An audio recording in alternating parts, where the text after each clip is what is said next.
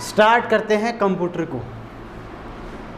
सबसे पहले कंप्यूटर के बारे में क्या पढ़ते हैं, इसकी फुल फॉर्म पढ़ते हैं। तो हमने लास्ट टाइम पढ़ा था सी से क्या बनता है, commonly operated machine, particularly use, technical, education, research. ठीक है। उसके बाद में हमने पढ़ा था कि जो कंप्यूटर विश्व साक्षरता दिवस कब मनाई जाती है, तो कब मनाई जाती है, 2 दिसंबर को। ठीक है। फिर हमने बात की थी कि जो कंप्यूटर है ये कौन सी भाषा का शब्द है, तो कौन सी भाषा का शब्द है, ग्रीक या लैटिन भाषा का शब्द। फिर हमने बात की थी कि जो कंप्यूटर है वो कौन से शब्द से मिलके बना है, तो कौन से शब्द से, कंप्यूट। जो कंप्यूट है इस शब्द का क्या अर्थ होता है, तो इसका अर्थ होता है गणना करना, गणना करना। फिर हमने एक पॉइंट पढ़ा, जो कंप्यूटर है इसको हिंदी भाषा में क्या कहते हैं, तो क्या कहते हैं इसे, संगणक। ठीक है। फिर उसके बाद में जो कंप्यूटर का पितामह है वो किसे कहा जाता है, तो किसे कहा जाता है, चार्ल्स बेबेज को। चार्ल्स बेबेज को क्या कहा जाता है। फिर बात करें आधुनिक कंप्यूटर का जनक किसे कहा जाता है, तो किसे कहा जाता है, एलन ट्यूरिंग को, एलन ट्यूरिंग को। आधुनिक कंप्यूटर का जनक किसे कहा जाता है, कंप्यूटर का जनक या पितामह किसे कहा जाता है, चार्ल्स बेबेज को।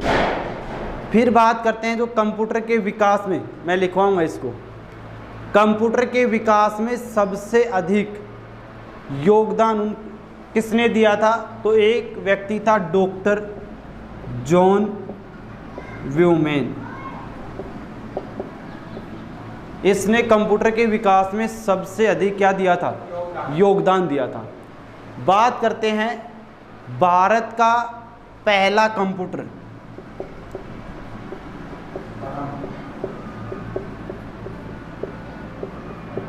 भारत का पहला कंप्यूटर तो कौन सा था, सिद्धार्थ। भारत का पहला कंप्यूटर था सिद्धार्थ। अब आपने बताया परम, जो भारत का क्या था पहला, भारत का पहला सुपर कंप्यूटर,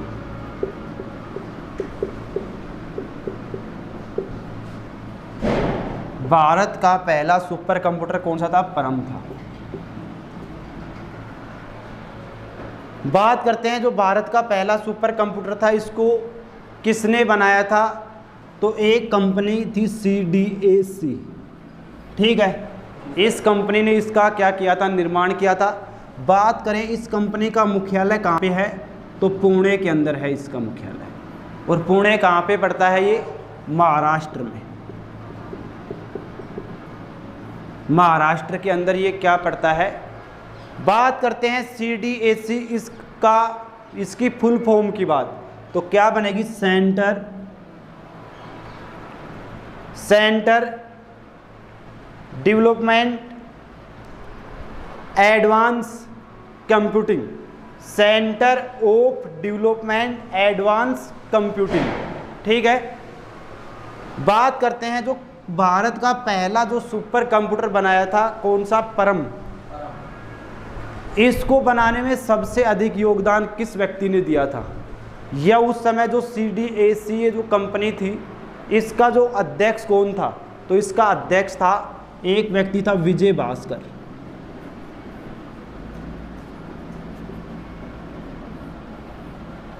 विजय भास्कर। तो आपसे पूछे कि बताओ जो भारत का पहला सुपर कंप्यूटर था इसको किसने बनाया था, विजय भास्कर ने। कंपनी कौन सी थी, इसकी फुल फॉर्म क्या थी, centre of development advance computing. इसका मुख्यालय कहाँ पे है, पुणे महाराष्ट्र में। बात करते हैं विश्व का पहला यंत्र कौन सा था, तो विश्व का पहला यंत्र था अबेकस। इसको कौन से देश ने बनाया था? तो एक चीन देश के नागरिक ने बनाया था इसको, चीन। बात करते हैं विश्व का पहली मशीन कौन सी थी? तो विश्व की पहली मशीन का नाम था डिफरेंस इंजन। ठीक है, बात करते हैं इसको किसने बनाया था? तो किसने बनाया था? चार्ल्स बेबेज ने। और चार्ल्स बेबेज को ही क्या कहा जाता है? कंप्यूटर का पितामह कहा जाता है या जनक कहा जाता है। बात करते हैं विश्व का पहला कंप्यूटर किसे माना जाता है? तो किसे माना जाता है? विश्व का एनालिटिक इंजन को, एनालिटिक इंजन को। बात करें विश्व का पहला सुपर कंप्यूटर, विश्व का पहला सुपर कंप्यूटर तो कौन सा?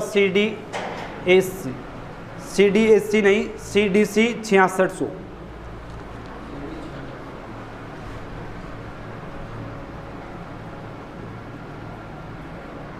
इसका निर्माण कब किया गया? 1964 के अंदर इसका निर्माण। बात करते हैं जो भारत का परम को कब बनाया गया था? तो 1991 में। ठीक है, इसको 1964 के अंदर बनाया गया। एक नाम आपने सुना होगा, CRAY, कैरेवन। ये भी विश्व का एक क्या था? सुपर कंप्यूटर ही था ये भी। और इसको भी कब बनाया गया था? 1976 में। एक क्वेश्चन बनता है कि बताओ कंप्यूटर के क्षेत्र में एक महान क्रांति कब आई थी? तो कब आई थी? 1960 के अंदर। क्या आई थी? एक कंप्यूटर के क्षेत्र में एक महान क्रांति। चलो तो इसको लिखते हैं।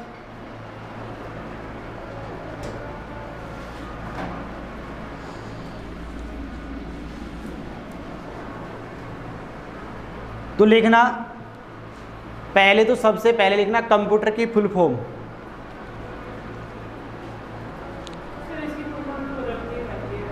आती है आपको? कंप्यूटर की बदलेगी कैसे इसकी?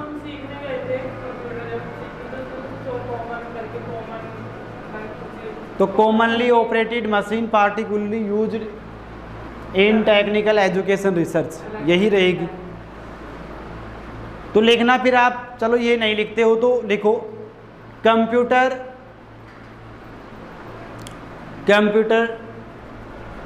ग्रीक भाषा, कंप्यूटर ग्रीक भाषा का शब्द है।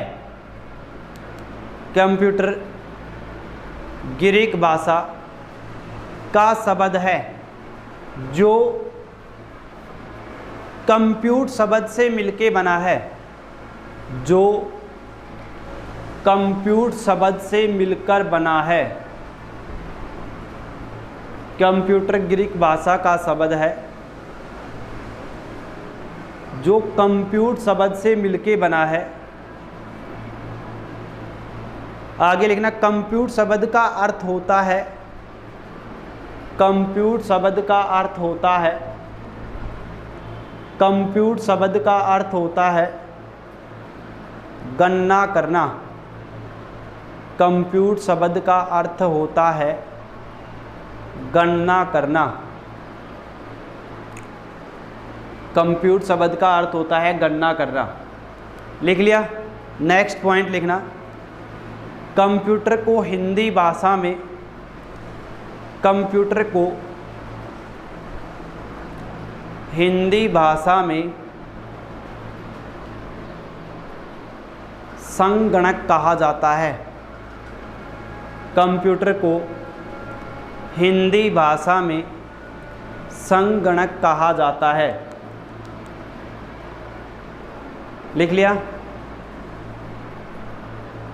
कंप्यूटर को हिंदी भाषा में संगणक कहा जाता है। नेक्स्ट पॉइंट लिखना, कंप्यूटर विश्व साक्षरता दिवस, कंप्यूटर विश्व साक्षरता दिवस कंप्यूटर विश्व साक्षरता दिवस 2 दिसंबर को मनाई जाती है। कंप्यूटर विश्व साक्षरता दिवस, कंप्यूटर विश्व साक्षरता दिवस 2 दिसंबर को मनाई जाती है। लिख लिया। उसके बाद में लिखना कंप्यूटर का जनक या पितामह, कंप्यूटर का जनक या पितामह चार्ल्स बेबेज को कहा जाता है। कंप्यूटर का जनक या पितामह चार्ल्स बेबेज को कहा जाता है।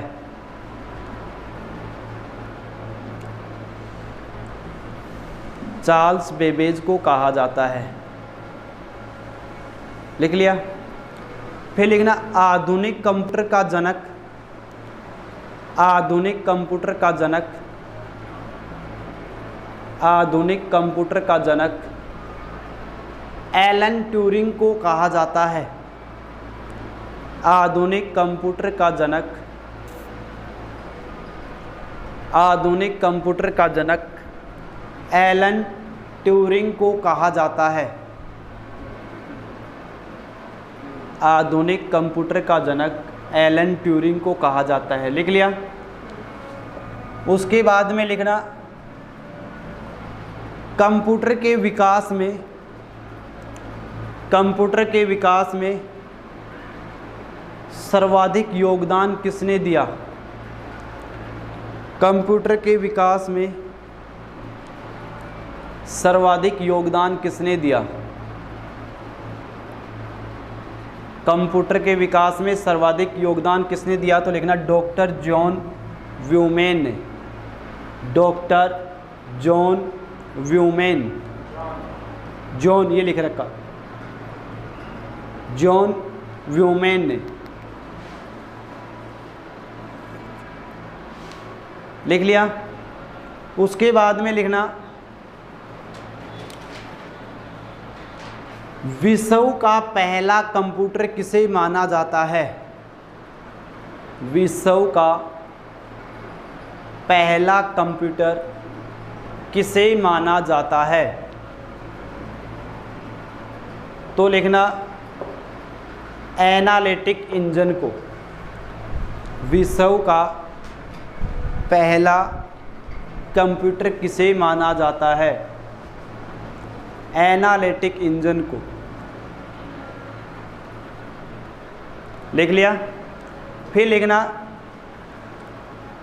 भारत का पहला कंप्यूटर, भारत का पहला कंप्यूटर कौन सा था। भारत का पहला कंप्यूटर कौन सा था, तो लिखना सिद्धार्थ। भारत का पहला कंप्यूटर कौन सा था, तो लिखना सिद्धार्थ।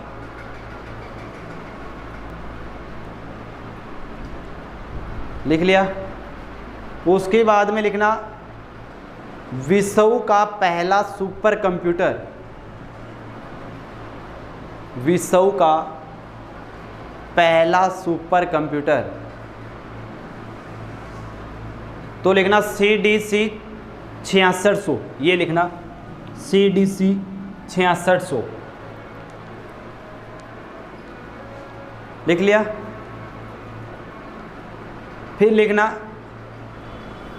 CDC 6600 सुपर कंप्यूटर को कब बनाया गया। CDC 6600 सुपर कंप्यूटर को कब बनाया गया, तो लिखना 1964 में। CDC 6600 सुपर कंप्यूटर को कब बनाया गया, तो लिखना 1964 में। लिख लिया। फिर लिखना भारत का पहला सुपर कंप्यूटर, भारत का पहला सुपर कंप्यूटर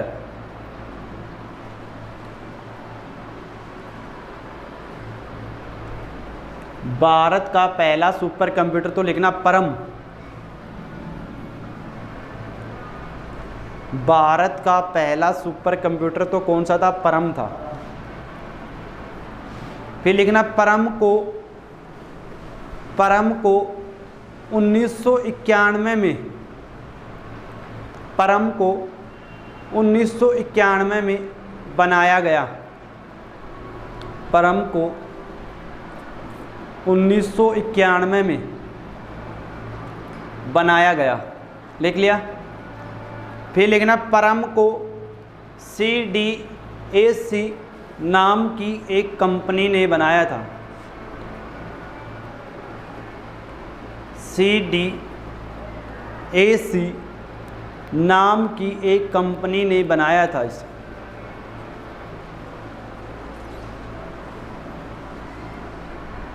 लिख लिया। फिर लिखना CDAC कंपनी का मुख्यालय, CDAC कंपनी का मुख्यालय पुणे महाराष्ट्र में है। CDAC कंपनी का मुख्यालय पुणे महाराष्ट्र में है।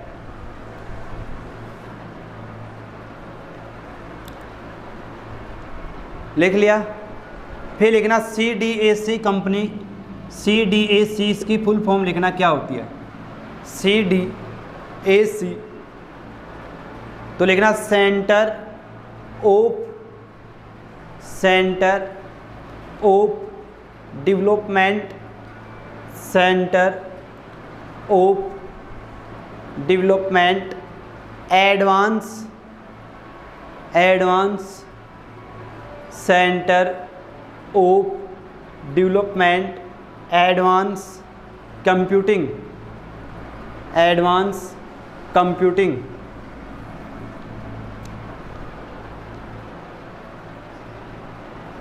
लिख लिया। फिर लिखना भारत का पहला सुपर कंप्यूटर, भारत का पहला सुपर कंप्यूटर को बनाने में सबसे बड़ा योगदान किसका रहा? भारत में पहला सुपर कंप्यूटर को बनाने में सबसे बड़ा योगदान किसका रहा? तो लिखना विजय भास्कर, विजय भास्कर, विजय भास्कर का। लिख लिया। फिर लिखना ये कैरे-1 भी क्या है? विश्व का सुपर कंप्यूटर। तो लिखना विश्व का super computer Cray super computer CRAY-1 का निर्माण 1976 में हुआ। भारत का नहीं, विश्व का सुपर कंप्यूटर कैरे-1 का निर्माण कब हुआ? 1976 में। आप देखना कभी इसको भी मानते हैं विश्व का पहला सुपर कंप्यूटर और कभी इसको भी मानते हैं, ठीक है ना। इसका निर्माण 1964 में हुआ, इसका निर्माण कब हुआ? 1976 में। आप लिखना CRAY-1 कैरे-1 का निर्माण, कैरे-1 का निर्माण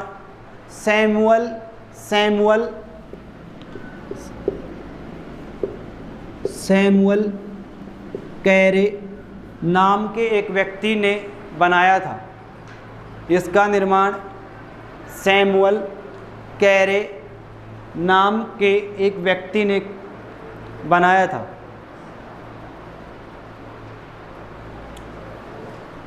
लिख लिया। फिर लिखना विश्व का पहला यंत्र, विश्व का पहला यंत्र, विश्व का पहला यंत्र,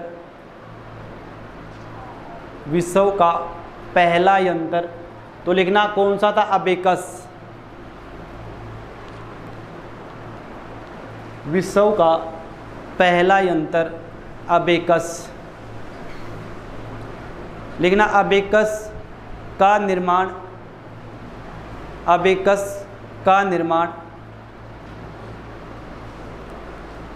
चीन देश, अबेकस का निर्माण चीन देश ने किया था।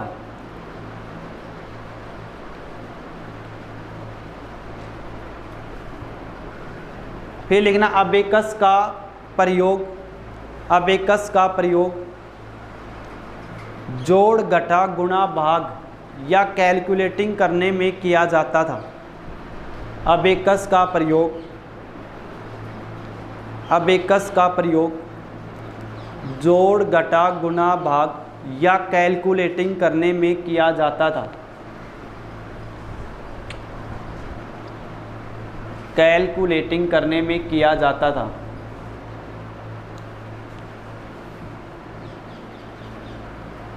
लिख लिया।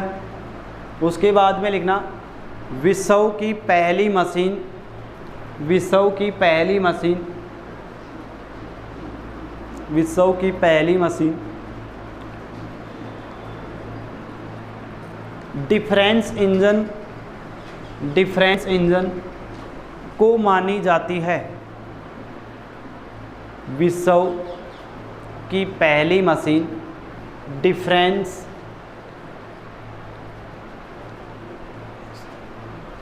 डिफरेंस इंजन को मानी जाती है।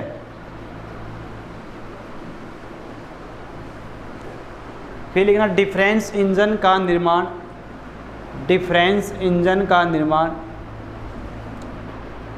चार्ल्स बेबेज ने किया था। डिफरेंस इंजन का प्रयोग चार्ल्स बेबेज ने किया था। डिफरेंस इंजन का निर्माण चार्ल्स बेबेज ने।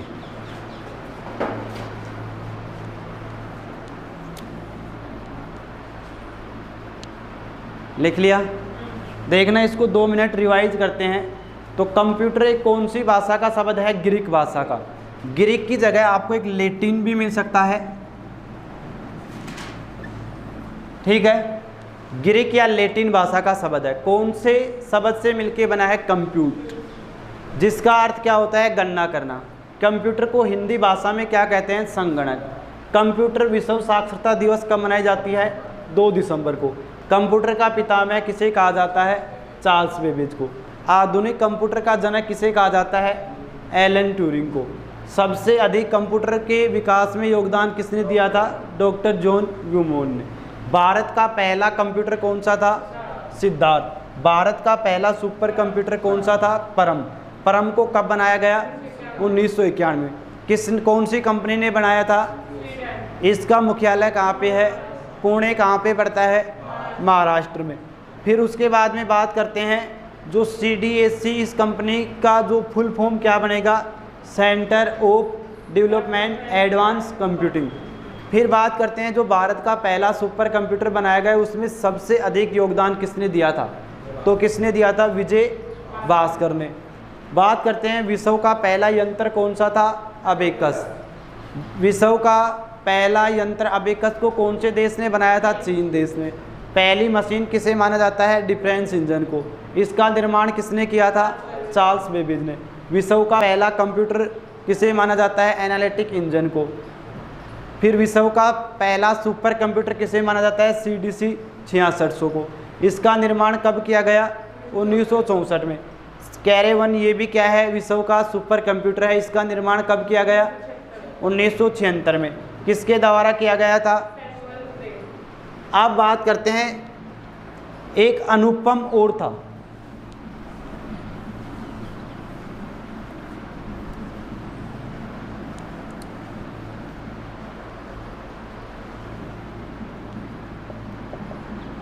बात करते हैं BARC, Bhabha atomic research centre. Full form होगी इसकी बाबा एटॉमिक रिसर्च सेंटर द्वारा बनाया गया भारत का सुपर कंप्यूटर। इसने भी एक संस्था थी ये, इसने भी एक क्या बनाया था?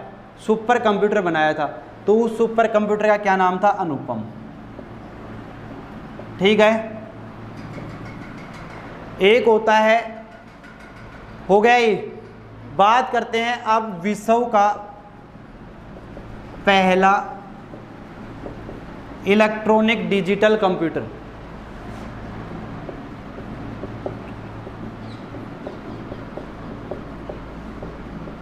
डिजिटल कंप्यूटर तो कौन सा था? तो ENIAC था। बात करते हैं ENIAC, वो अलग था, यूनिवैक अलग था, ये अलग था। ये कौन सा था? पहला इलेक्ट्रॉनिक डिजिटल कंप्यूटर। इसका निर्माण कब किया गया? 1946 में। इसको किसने बनाया 1946 में? तो एक था जॉन म्यूचली और एक था JP एक्ट। ये दो व्यक्ति थे, इन दोनों ने मिलकर कब बनाया? 1946 के अंदर। बात करते हैं इसकी फुल फॉर्म की। Electronic numerical integrator and calculator या कंप्यूटर। कैलकुलेटर भी मिलती है और कंप्यूटर भी मिलती है, तो आपको ध्यान रखना है यहाँ पे कंप्यूटर भी मिल सकता है आपको, और क्या मिल सकता है? कैलकुलेटर भी मिल सकता है। ठीक है। पहला इलेक्ट्रॉनिक डिजिटल कौन सा था? ENIAC। ENIAC की फुल फॉर्म E से इलेक्ट्रॉनिक, N से न्यूमेरिकल इंटीग्रेटर एंड कैलकुलेटर या फिर कंप्यूटर। इसका निर्माण कब किया गया? 1946 में। किसने बनाया इसको? जॉन म्यूचली ने और JP एक्टर ने। बात करते हैं अभी आपने एक यूनिवैक ये इसे विश्व का पहला वाणिज्य कंप्यूटर माना जाता है। इसको कब बनाया गया? 1951-52 में। इसको किसने बनाया?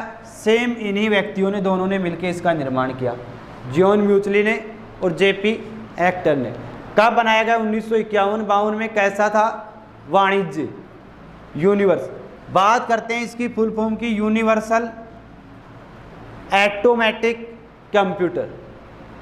Universal automatic computer. ठीक है। बात करें कि ये यूनिवैक, ENIAC, ये दोनों कौन सी पीढ़ी के कंप्यूटर हैं? तो ये दोनों हैं फर्स्ट पीढ़ी के कंप्यूटर।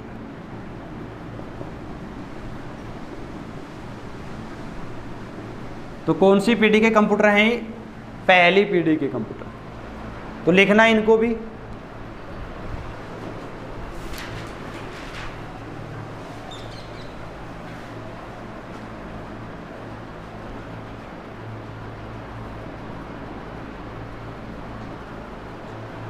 तो पहले तो लिखना BARC, इसकी फुल फॉर्म लिखना। BARC इसकी फुल फॉर्म लिखना, बाबा एटॉमिक रिसर्च सेंटर। बाबा एटॉमिक रिसर्च सेंटर। बाबा एटॉमिक रिसर्च सेंटर।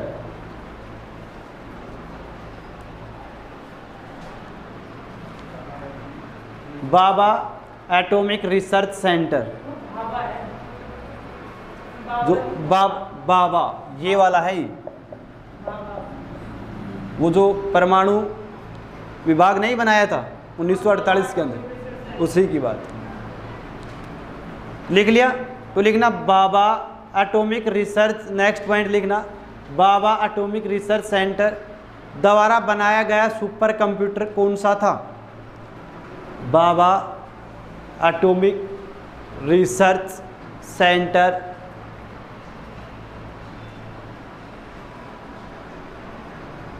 द्वारा बनाया गया सुपर कंप्यूटर कौन सा था?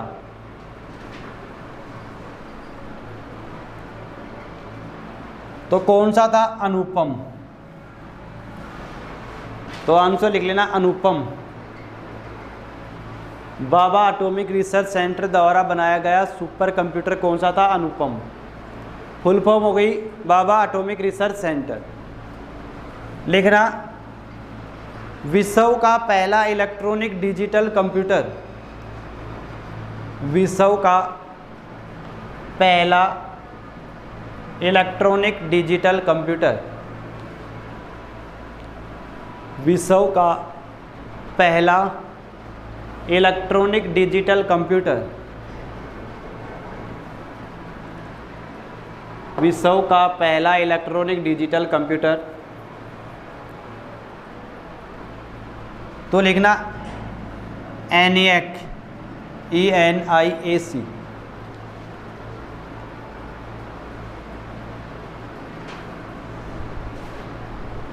लिख लिया। उसके बाद में लिखना ENIAC का निर्माण, ENIAC का निर्माण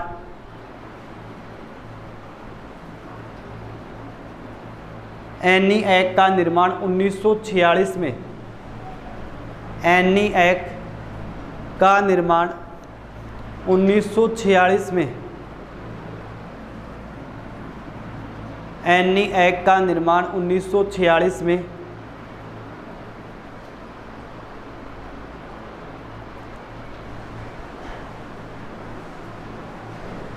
जॉन म्यूचली। ENIAC का निर्माण 1946 में जॉन म्यूचली और JP एक्टर, JP, ये दोनों नाम लिख लेना। 1946 में जॉन म्यूचली और JP ने किया था।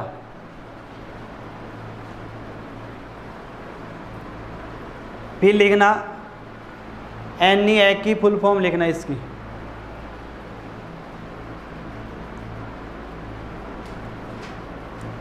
ENIAC की फुल फॉर्म लिखना electronic numerical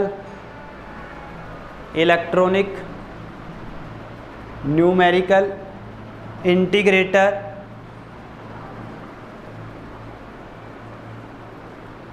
electronic numerical integrator and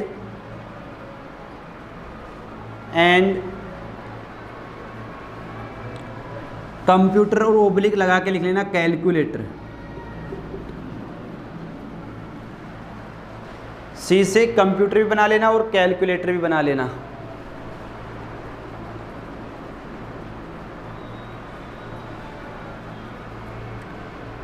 ENIAC electronic numerical integrator and calculator भी और कंप्यूटर भी हो गया। फिर लिखना विश्व का पहला वाणिज्य कंप्यूटर किसे माना जाता है? विश्व का पहला वाणिज्य कंप्यूटर किसे माना जाता है? विश्व का पहला वाणिज्य कंप्यूटर किसे माना जाता है? तो किसे माना जाता है? यूनिवैक। इसको लिख लेना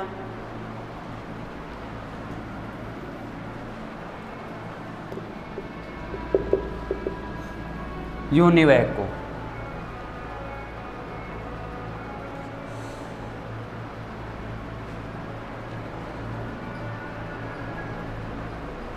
लिख लिया। फिर लिखना यूनिवैक का निर्माण, यूनिवैक का निर्माण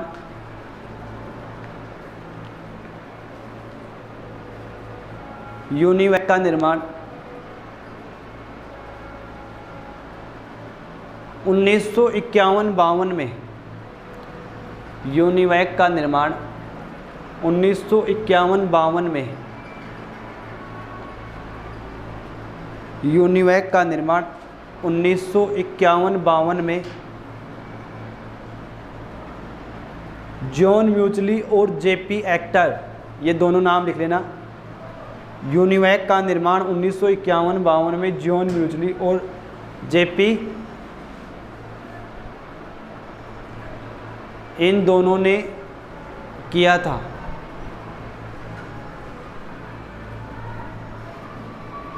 लिख लिया। इसकी फुल फॉर्म लिखना यूनिवैक की।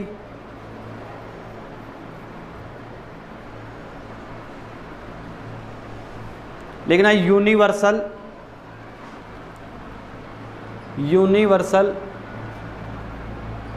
ऑटोमेटिक,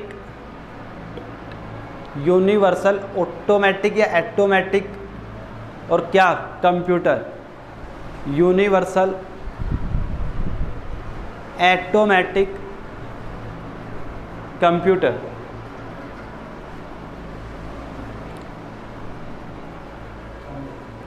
लिख लिया। फिर लिखना एनीएक और यूनिवैक, एनीएक और यूनिवैक दोनों ही कंप्यूटर पहली पीढ़ी के कंप्यूटर हैं। एनीएक और यूनिवैक, एनीएक और यूनिवैक दोनों ही पहली पीढ़ी के कंप्यूटर हैं।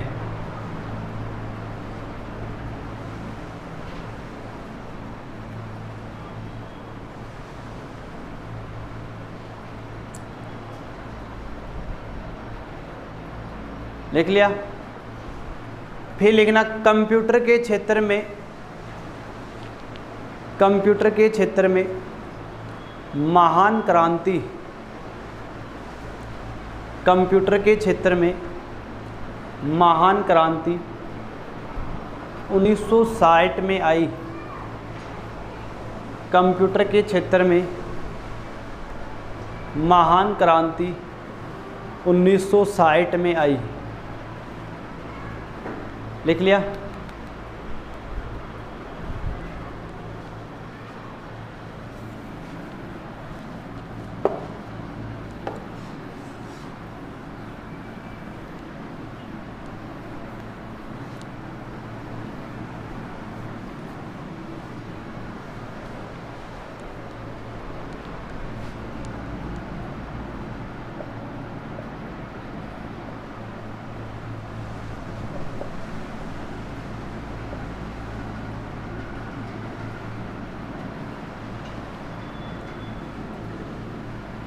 देखना, एक होता है हार्डवेयर, एक होता है सॉफ्टवेयर, एक होता है इनपुट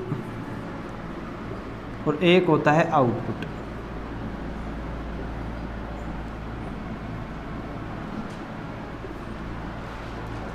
हार्डवेयर क्या होता है? जिनको आप देख भी सकते हो और उनको आप क्या कर सकते हो, छू भी सकते हो, और उनको छूकर आप महसूस कर सकते हो। हार्डवेयर जिनको आप देख भी सकते हो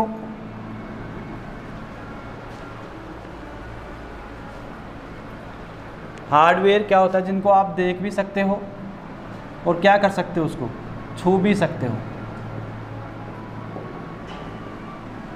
वो तो क्या हो गया, हार्डवेयर हो गया। सॉफ्टवेयर क्या होता है? जिनको आप न तो उनको देख सकते और न ही उनको क्या कर सकते, आप छू भी नहीं सकते उनको आप। वो क्या रहेगा, सॉफ्टवेयर रहेगा। अब इनसे एक क्वेश्चन बनता है, जैसे आपके पास में कीबोर्ड है, आपके पास माउस है आपके पास, तो ये बताओ कीबोर्ड आपने देखी, उसको देखने के बाद में आप उसको छू भी सकते और छू कर आपने उसको महसूस भी कर लिया। माउस को आपने देखा, उसको आपने छुआ भी। इसके अलावा आपके पास में और भी एग्जाम्पल ले सकते हो, जैसे हम पढ़ेंगे इनपुट आउटपुट, इनके बारे में।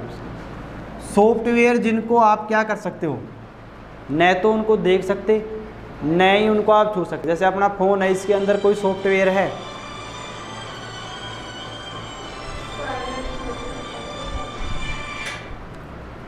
तो सॉफ्टवेयर है इनमें। आप इसके अंदर जो सॉफ्टवेयर है इस फ़ोन में, उसको आप देख सकते हो क्या, छू सकते हो क्या? अब यहाँ से क्वेश्चन बनता है कि बताओ किसे कंप्यूटर का शरीर कहा जाता है और किसे कंप्यूटर की आत्मा। तो जो हार्डवेयर है इसे तो क्या कहा जाता है, कंप्यूटर का शरीर कहा जाता है इसे, और इसे क्या कहा जाता है, कंप्यूटर की आत्मा कहा जाता है इसे। ठीक है, तो सॉफ्टवेयर को क्या कहा जाता है, कंप्यूटर की। एक आता है कंप्यूटर का मस्तिष्क या हृदय किसे कहा जाता है, हृदय या मस्तिष्क किसे कहा जाता है, तो किसे कहा जाता है, सीपीयू की। बात करते हैं सीपीयू, यहाँ पे आता है, जैसे यहाँ पे आता है। एक हो गया हार्डवेयर, हमने पढ़ा, सॉफ्टवेयर पढ़ा। हार्डवेयर जिनको आप देख भी सकते हो और छू भी सकते हो, इसे क्या कहा जाता है, कंप्यूटर का शरीर कहा जाता है। सॉफ्टवेयर जिनको न तो आप देख सकते और न ही क्या कर सकते, छू सकते। और ये जो सॉफ्टवेयर है ये कंप्यूटर को बताता है कि उसे क्या करना है और वो कार्य कैसे करना है। कौन बताता है उसे, सॉफ्टवेयर बताता है। इसे क्या कहा जाता है, आत्मा कहा जाता है। बात करते हैं इनपुट की। इनपुट क्या होता है, कोई भी डेटा अगर आप बाहर से कंप्यूटर के अंदर पहुंचा रहे हो तो वो क्या कहलाएगा, इनपुट कहलाएगा। जैसे आपके पास मैंने कहा कि स्कैनर है, ये बताना कैसा है ये। मैंने आपको कहा कीबोर्ड बताओ, मैंने कहा माउस बताओ कैसा है। तो ये बताओ, स्कैनर के अंदर आप डॉक्यूमेंट स्कैन करवा रहे हो अपने, और जो डॉक्यूमेंट्स आप बाहर से ही तो कंप्यूटर के अंदर जो स्कैनर है उसमें डाल रहे हो आप, और वो कहाँ पे स्क्रीन के ऊपर क्या कर रहा है, उनको शो कर रहा है। तो वो बाहर से ही तो कोई डेटा अंदर पहुँचा, और जो वो शो हो रहा है वो किसकी सहायता से हो रहा है, सीपीयू की सहायता से। कीबोर्ड है, कीबोर्ड में आपने 5 दबाया या अल्फ़ाबेट ए दबाया, बी दबाया, वो सब भी क्या हो रहा है, किसकी सहायता से शो हो रहा है, वो सीपीयू की सहायता से। बात करते हैं आउटपुट क्या कहलाता है। कोई भी डेटा कंप्यूटर के अंदर से और बाहर की तरफ आना क्या कहलाता है, आउटपुट कहलाता है। जैसे एक मैंने लिखा प्रिंटर बताओ कैसा है, तो आउटपुट डिवाइस। क्योंकि जो अपना एडमिट कार्ड हम निकालते हैं वो बाहर से थोड़ी निकलता है, वो अंदर से ही तो निकलता है। वो समझे नहीं समझे, तो क्या हो गया, प्रिंटर जैसे आपसे कहा जाए कि बताओ कैसा है, आउटपुट। ये जो आउटपुट आपका जो प्रिंट एडमिट कार्ड ये आया, ये किसकी सहायता से आया है, सीपीयू की सहायता से। क्या, पेन ड्राइव। पेन ड्राइव होता है एक जो मेमोरी होती है, एक होती है पेन ड्राइव। आउटपुट होता है या इनपुट होता है, ये बताना। जैसे अपने पास में आपने उसको बाहर से प्रदर्शित किया, उसको लगाया, लगाने के बाद में जो भी उसके अंदर पिक्चर है या उसमें फिल्म है या उसमें सॉन्ग्स हैं, वो कंप्यूटर की स्क्रीन पे प्रदर्शित करेगा। तो कहाँ से जा रहा है, बाहर से ही तो जा रहा है वो, तो कौन सा कहलाएगा। जैसे आपके पास मैंने कहा, ये बताओ, ये विद्युत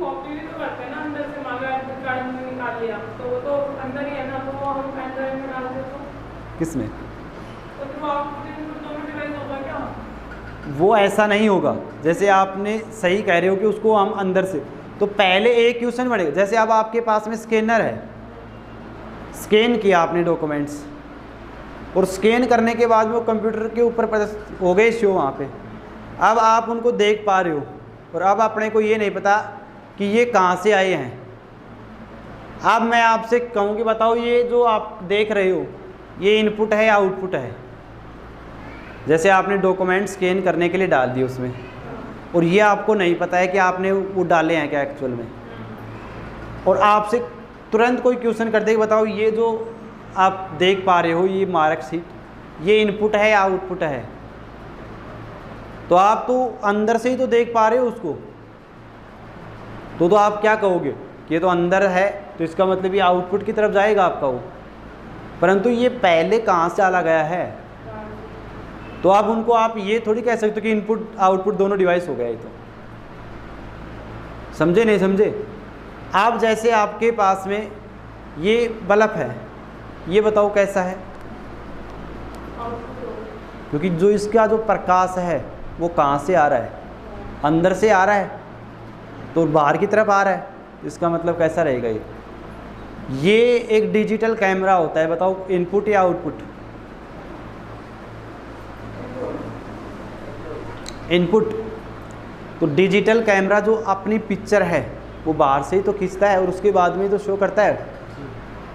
एक जो ईयरफोन होती है वो बताना कैसे होगी, जो अपने जो सॉन्ग्स थे उनकी जो आवाज़ वो अंदर से ही तो आ रही है वो, और कहाँ पे आ रही है वो, बाहर आ रही है, तो कैसा कहलाएगा वो। सीपीयू के माध्यम से क्या होता है, ये प्रोसेसिंग जो चलती है ये किसके माध्यम से चलती है, सीपीयू के माध्यम से चलती है। तो लिखना है इसको,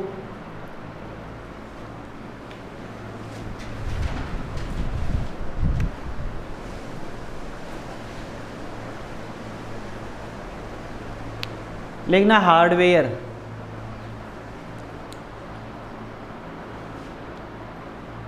हार्डवेयर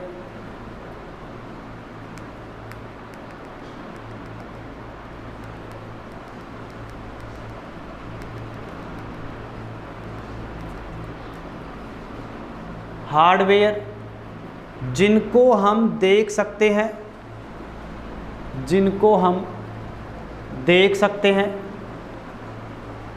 जिनको हम देख सकते हैं और छू सकते हैं, जिनको हम देख सकते हैं और छू सकते हैं और छू कर महसूस कर सकते हैं, और छू कर महसूस कर सकते हैं,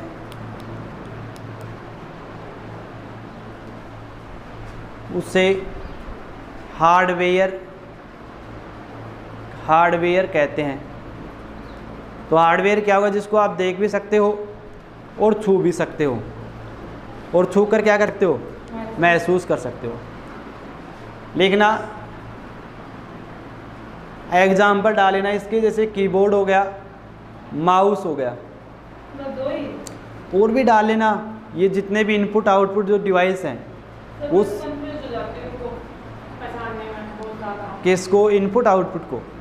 हार्डवेयर में तो कीबोर्ड भी आ सकता है, माउस भी आ सकता है, और ये काफ़ी जितने भी हैं आपके पास में, जैसे भी आ सकती है, सीपीयू भी आ सकता है, हार्डवेयर। ये जो जितने भी इनपुट और आउटपुट डिवाइस होते हैं लगभग हार्डवेयर ही होते हैं, जिनको आप जैसे आप लिखना इसमें नेक्स्ट पॉइंट लिखना, मॉनिटर हार्डवेयर में ये जो जितने भी पार्ट्स हैं, अभी मैं आपको इनपुट और आउटपुट अलग से चैप्टर पढ़ाऊंगा तो उसमें बताऊंगा जो जितने भी लिखवाने। यहाँ पे तो केवल आपको ये देखना है कि ध्यान में रहेगी क्या है ये। जैसे कीबोर्ड आपको ध्यान में आया, जैसे आपने 5 क्या किया, अब जैसे स्कैनर हो गया, स्कैनर भी तो क्या है, या फिर आप मॉनिटर जितने भी लिखना चाहो लिख सकते हो, परंतु फिर वो कहाँ पे लिखवाएंगे, इनपुट आउटपुट जो एक अलग लेसन पढ़ेंगे इसमें। नेक्स्ट पॉइंट लिखना, सो हार्डवेयर में इसे कंप्यूटर का शरीर कहा जाता है, इसे कंप्यूटर का शरीर कहा जाता है, इसे कंप्यूटर का शरीर कहा जाता है।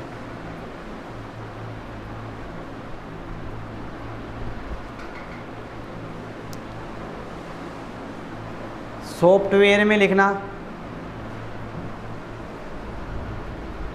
जिनको हम न तो देख सकते हैं,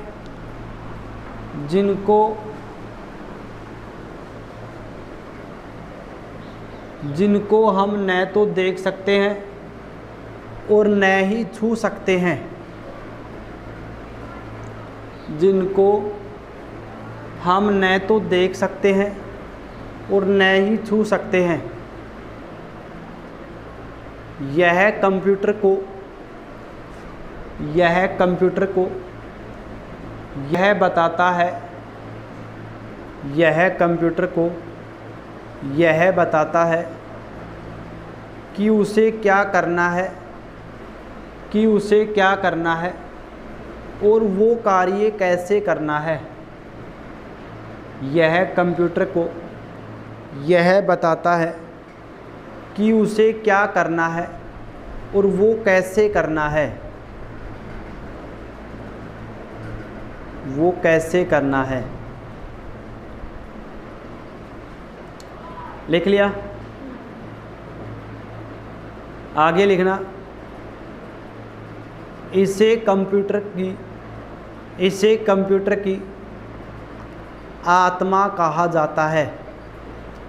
इसे कंप्यूटर की आत्मा कहा जाता है। इसे कंप्यूटर की आत्मा कहा जाता है। लिख लिया। उसके बाद में लिखना इनपुट।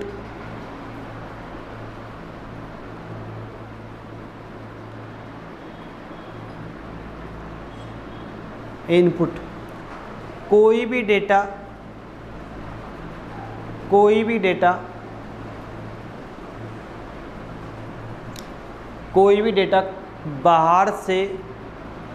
बाहर से कंप्यूटर के अंदर पहुंचाना। कोई भी डेटा कंप्यूटर में बाहर से और कंप्यूटर के अंदर पहुंचाना इनपुट कहलाता है।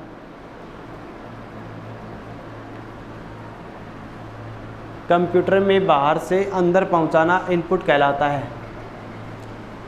कुछ पॉइंट्स लिखना, इनपुट के एग्जाम्पल लिख लेना। कीबोर्ड,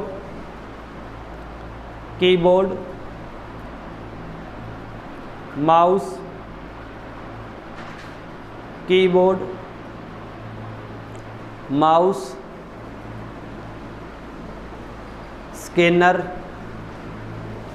स्कैनर, जॉयस्टिक, इनपुट है। जॉयस्टिक, ट्रैकबॉल,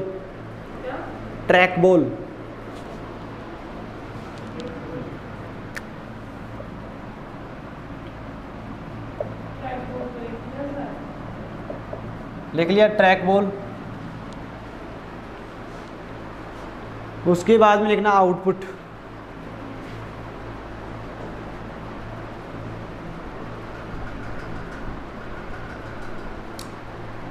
कोई भी डेटा कंप्यूटर के अंदर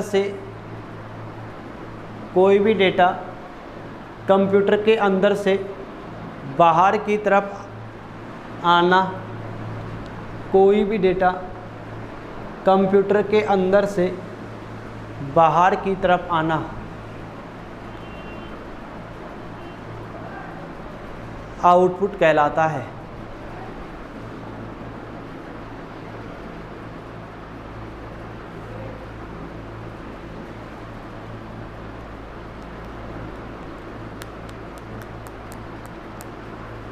आउटपुट कहलाता है। लिख लिया। इसके एग्जाम्पल लिखना कुछ।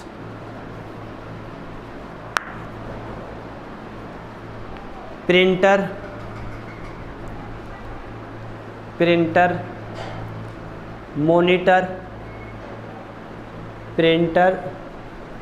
Monitor, projector. जैसे जो प्रोजेक्टर नहीं होता है, जैसे यहाँ से लाइट डाल के पीछे की तरफ, तो वो भी क्या है, प्रोजेक्टर। लिख लिया। लिखना CPU,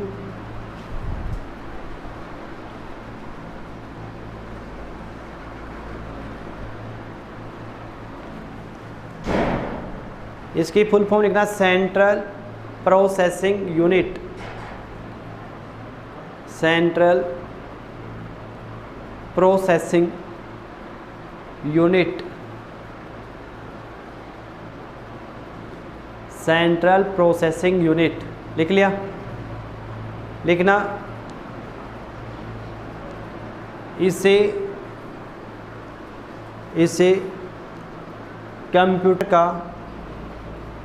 इसे कंप्यूटर का हृदय या मस्तिष्क। इसे कंप्यूटर का हृदय या मस्तिष्क भी कहा जाता है।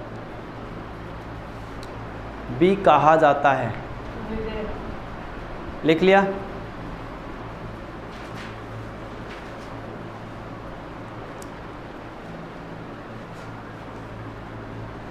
आप देखना,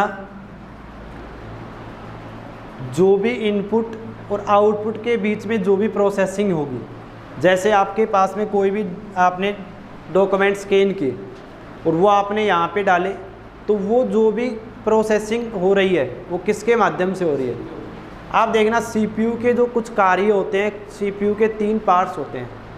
एक होता है ALU, एक होता है CU, एक होती है मेमोरी। ये इसके 3 पार्ट्स होते हैं, ALU, CU, मेमोरी। ALU की फुल फॉर्म होती है अर्थमेटिकल लॉजिकल यूनिट, लिखवाऊंगा मैं, अभी लिखना नहीं है। CU की होती है कंट्रोल यूनिट। मेमोरी है, ये आपको पता है कि एक कंप्यूटर के अंदर पाई जाती है मेमोरी। 2 प्रकार की होती है, एक होती है प्राइमरी मेमोरी, एक होती है सेकेंडरी मेमोरी। ये जो प्राइमरी मेमोरी है उसके भी कितने पार्ट्स होते हैं? 3 पार्ट्स होते हैं। एक होता है रैम, एक होती है कैश मेमोरी, एक होती है रोम।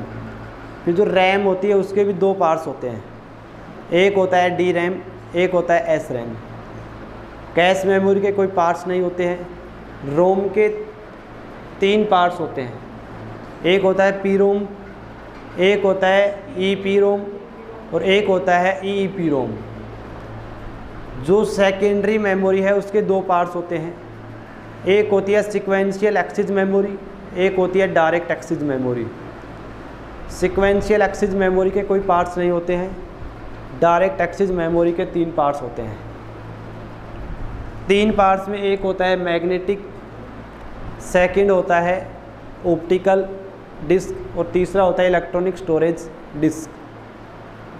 जो आपके पास में मैग्नेटिक डिस्क वो भी 2 प्रकार की होती है, एक होती है हार्ड डिस्क, एक होती है फ्लॉपी डिस्क। उसके बाद में जो आपके पास में ऑप्टिकल डिस्क है ये भी 5 पार्ट्स होते हैं। एक होता है इसके अंदर BRD ब्लू रे डिस्क, एक होती है CD ROM compact disc read only memory. उसके बाद में एक होती है CDR कम्पैक्ट डिस्क रिकॉर्डेबल। फिर होता है CDRW कम्पैक्ट डिस्क री राइटेबल। फिर होती है DVD डिजिटल वीडियो डिस्प्ले। फिर उसके बाद में इसके 5 पार्ट्स हो गए।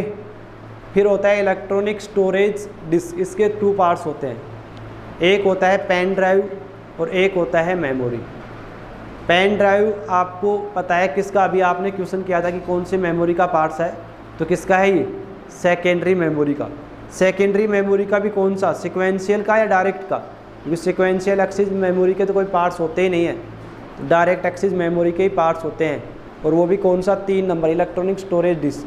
जो एक आपके पास में पेन ड्राइव की क्या होती है, एक हटाई जाने वाली मेमोरी का पार्ट्स होता है, जिसको आप बार बार क्या कर सकते हो, हटा सकते हो, लगा सकते हो कहीं पे भी। ऐसा थोड़ी है कि यहाँ पे आपने एक बार उसको लगा दिया तो उसके बाद में यहीं पे रहेगी वो, ऐसा थोड़ी होता है। ठीक है, तो इसके बाद में ये जितना भी है आज आपको लिखवाया है इसको आप याद करते रहना और पढ़ाएंगे कल। ठीक,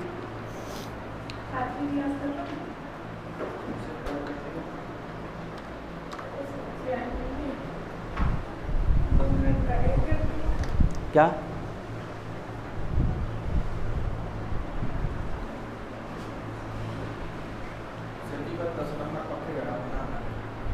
बिल्कुल करवाएंगे।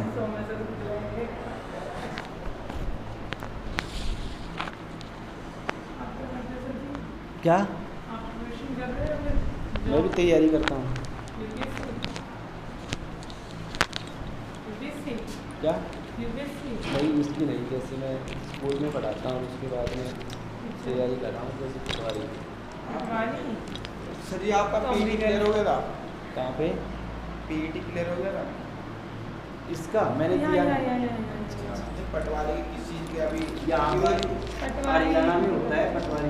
हरियाणा यहाँ पे जैसे अभी लागू कर दिया पहले एक एग्जाम, आप उसके अंदर क्या कहते हैं, CUT का कर दिया।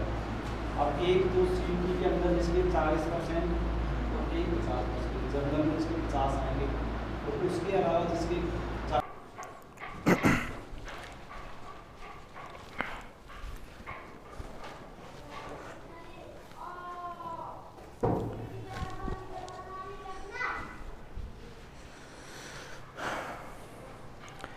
हाँ भाई, कैसे हो आप सभी। आज हम रीजनिंग की एक बेहतरीन क्लास यहाँ पे देखने वाले हैं। क्लास के टॉपिक पर आने से पहले जितने विद्यार्थी जो ऑनलाइन इस क्लास को देख रहे हैं उनसे मैं कहना चाहूँगा कि डेली आपको 6 से 7 घंटे क्लासेस यहाँ पे मिल रही है। 1 घंटा सुबह फिजिकल हम करवाते हैं, बढ़िया आपकी रहने की व्यवस्था कर रखी है, बढ़िया खाना मिलता है। तो अगर आप में से कोई भी बच्चा हमारे साथ जुड़कर तैयारी करना चाहता है ऑफलाइन, तो आप दिए गए नंबर व्हाट्सएप पर जो आपको नंबर दिया गया है नीचे डिस्क्रिप्शन में, वहाँ पे कांटेक्ट कीजिए। फीस, लोकेशन और ऑल डिटेल आपको वहाँ पे बता दी जाएगी, ठीक है। तो आज की क्लास में हम जो पढ़ने वाले हैं, रीजनिंग का बेहतरीन टॉपिक है counting figure, counting of figure, यानी आकृति गिनना।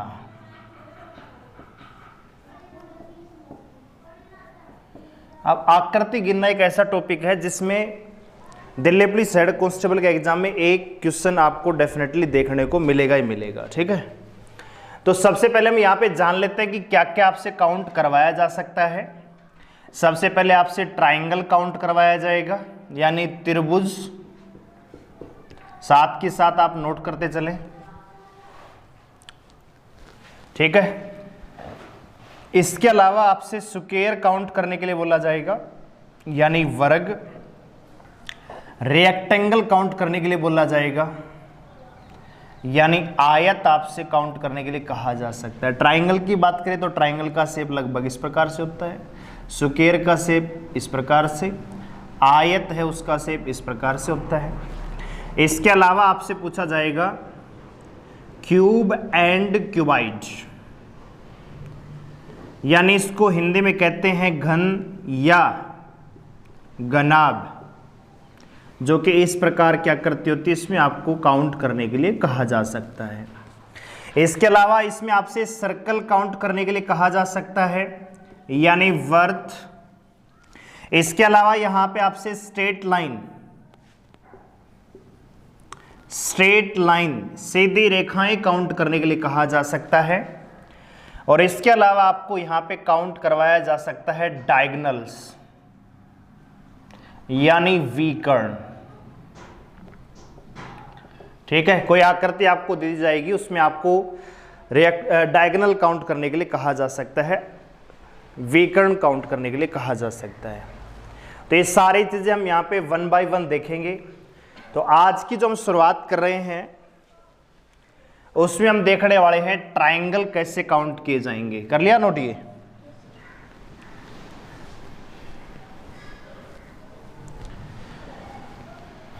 तो ट्राइंगल्स काउंट करने से पहले ट्राइंगल्स के कुछ बेसिक डायग्राम होते हैं जिनको समझना जरूरी है, ठीक है। त्रिभुज हम यहां पे काउंट करेंगे।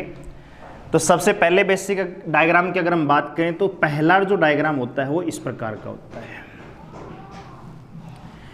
अब इसमें मान लीजिए आपसे ट्राइंगल काउंट करने के लिए कहा जाए तो ये एक आसान डायग्राम है। इसमें आप डायरेक्ट काउंट कर सकते हो कि जी एक ट्राइंगल लेफ्ट में है, एक राइट में है और एक कंबाइन रूप से बनी हुई जो बड़ी है। बोर्ड पे ध्यान दीजिए, एक ट्राइंगल ये है, एक ट्राइंगल राइट में है और एक कौन सा है भाई, कंबाइन रूप से।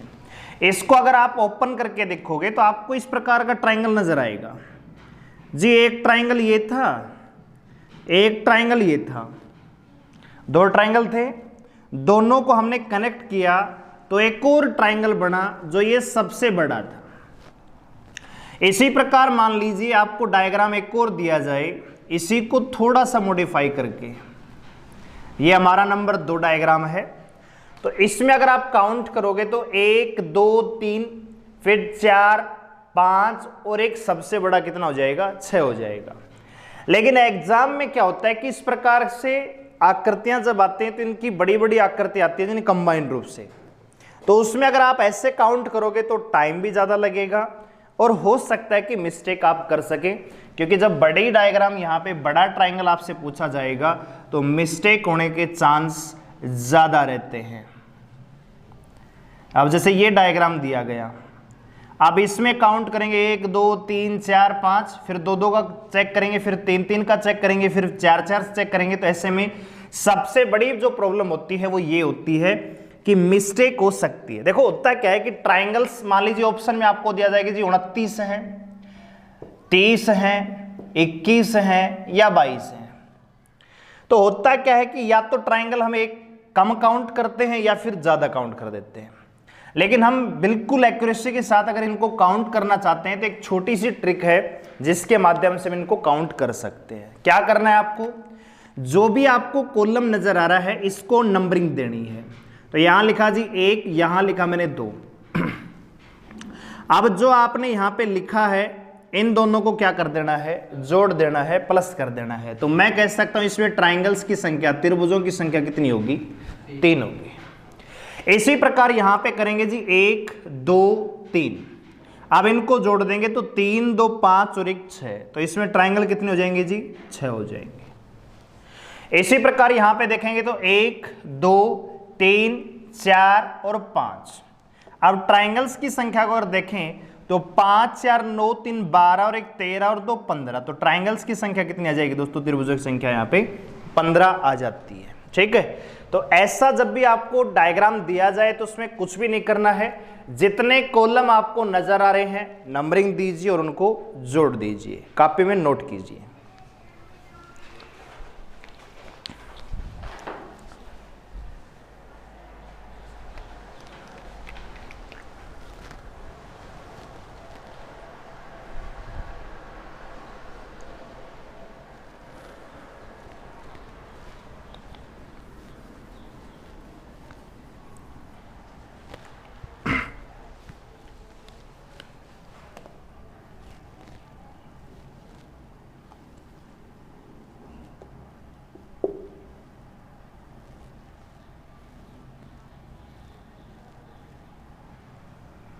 और 4 नंबर डायग्राम को बनाइए अपनी कॉपी में नोट करके, फिर बताइए कि कितने ट्राइंगल्स यहां पे हैं।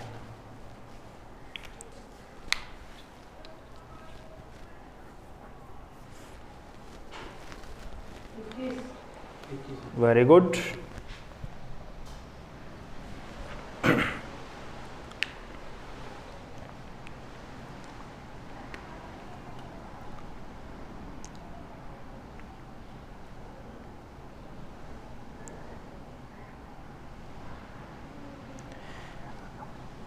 हाँ भाई, कर लिया नोट। तो इसमें क्या करेंगे, कॉलम को नंबरिंग देंगे 1 2 3 4 5 और 6। अब आप इनको जब ऐड करेंगे तो कितना आ जाएगा, यहाँ पे 21 आ जाएगा। इसका मतलब दिए गए त्रिभुज में त्रिभुजों की संख्या है आकृति में कितनी हो जाएगी, 21 हो जाएगी, 21 हो जाएगी। ठीक है, अरे हाँ कि ना, अरे बोल तो लिया करो। अब ये क्या है, हमारे बेसिक डायग्राम हैं, इनसे ही बनके, इनसे ही जुड़कर बड़े डायग्राम बनते हैं। वो किस प्रकार से बनते हैं, एक दो हम यहाँ पे देखते हैं। 4 हमारे हो चुके हैं, 5 नंबर।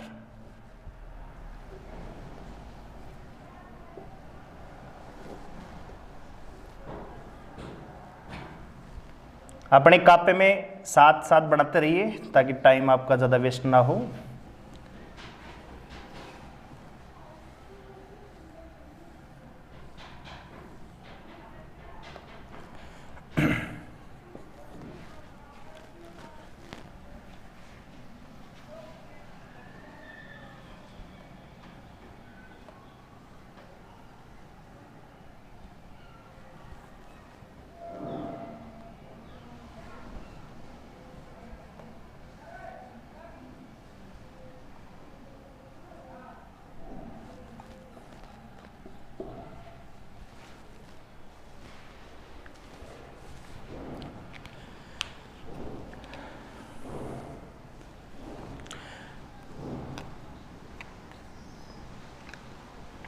सबसे पहले हम 5 नंबर डायग्राम को देख रहे हैं। तो इसमें देखो भाई, ये जो डायग्राम है क्या कुछ अलग है, क्या कुछ भी अलग नहीं है। जो इस प्रकार का डायग्राम हम पढ़ रहे थे वही डायग्राम है, बस उल्टा एक नीचे और लगा दिया इसमें।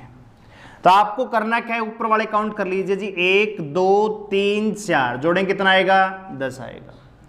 सेम काम नीचे करेंगे जी, 1 2 3 4 5, जोड़ें कितना आएगा जी, 15 आएगा। 5 4 9 3 12 2 14 और 1 15 जाएगा। ऊपर 4 3 7 2 9 और 1 10 आ जाएगा। अब आपको यह देखना है कि क्या ऐसा है इसमें कि दोनों डायग्राम्स को जोड़ने पर कोई एक्स्ट्रा ट्रायंगल हमें मिल रहा हो। ऐसा बिल्कुल भी नहीं है। ये जो 10 ट्राइंगल हैं ये इस सरफेस से ऊपर वाले ट्राइंगल के हैं, और ये जो 15 ट्राइंगल हैं ये इसी सरफेस से नीचे वाला जो ट्राइंगल है इसके टोटल ट्राइंगल हैं। तो कुल मिलाकर इस पूरे डायग्राम की अगर मैं बात करूं तो टोटल जो ट्राइंगल होंगे कितने हो जाएंगे दोस्तों, 15 और 10 25, 25 यहां पे राइट आंसर हो जाएगा। अगला सवाल हम देखें 6 नंबर। तो इसमें कुछ भी अलग नहीं है, ये तो हमने बेसिक पढ़ाई है। ये जो हमारा बेसिक डायग्राम इसमें क्या करते हैं, बोर्ड पे ध्यान दो भाई, ये जो सरफेस है इसके नीचे जो कॉलम लिखे हुए हैं इनको नंबरिंग देते हैं। तो हम कहते हैं जी 1 2 3 4 जोड़ेंगे कितना आएगा, 10 आएगा। अब हमारे घरों में मकान होते हैं, घर हमने देखे होंगे, तो 4 मकान मान लीजिए नीचे हैं, तो हम क्या करते हैं, एक और बिल्डिंग बना लेते हैं, एक और मंजिल बना देते हैं। तो यहां पे भी सेम काम किया है, आपको बस ये सरफेस देखना है। एक सरफेस तो ये है, तो इस पे ट्राइंगल कितने होंगे जी, 1 2 3 4 जोड़ेंगे कितना आएगा जी, 10 आएगा। इस पॉइंट से इस सरफेस पर 10 ट्राइंगल हमें मिलेंगे। इसी पॉइंट से एक और सरफेस है, इससे भी हमें कितने ट्राइंगल मिलेंगे, 10 मिलेंगे। समझ गए? तो अब आपको करना क्या है, बस इनको जोड़ना है। 10 और 10 कितना हो जाएगा, 20। तो ट्राइंगल्स की संख्या कितनी आ जाएगी, 20 आ जाएगी। ये तो है इसका डिटेल तरीका। डायरेक्ट क्या है जी, आप एक सरफेस काउंट कीजिए। हमने देखा जी 1 2 3 4, इस पे तो 10 हैं, टोटल सरफेस कितनी है, 2। तो 10 गुणा में 2 करेंगे तब भी कितना आ जाएगा, 20 आ जाएगा। ठीक है, तो इसको नोट कीजिए और 2-3 सवाल और नोट कीजिए, फिर उनका आंसर दीजिए आप।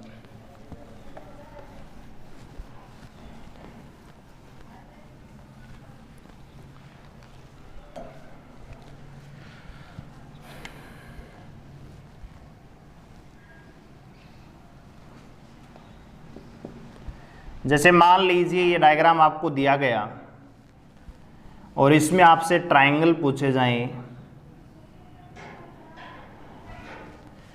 ये कर लिया होगा नोट।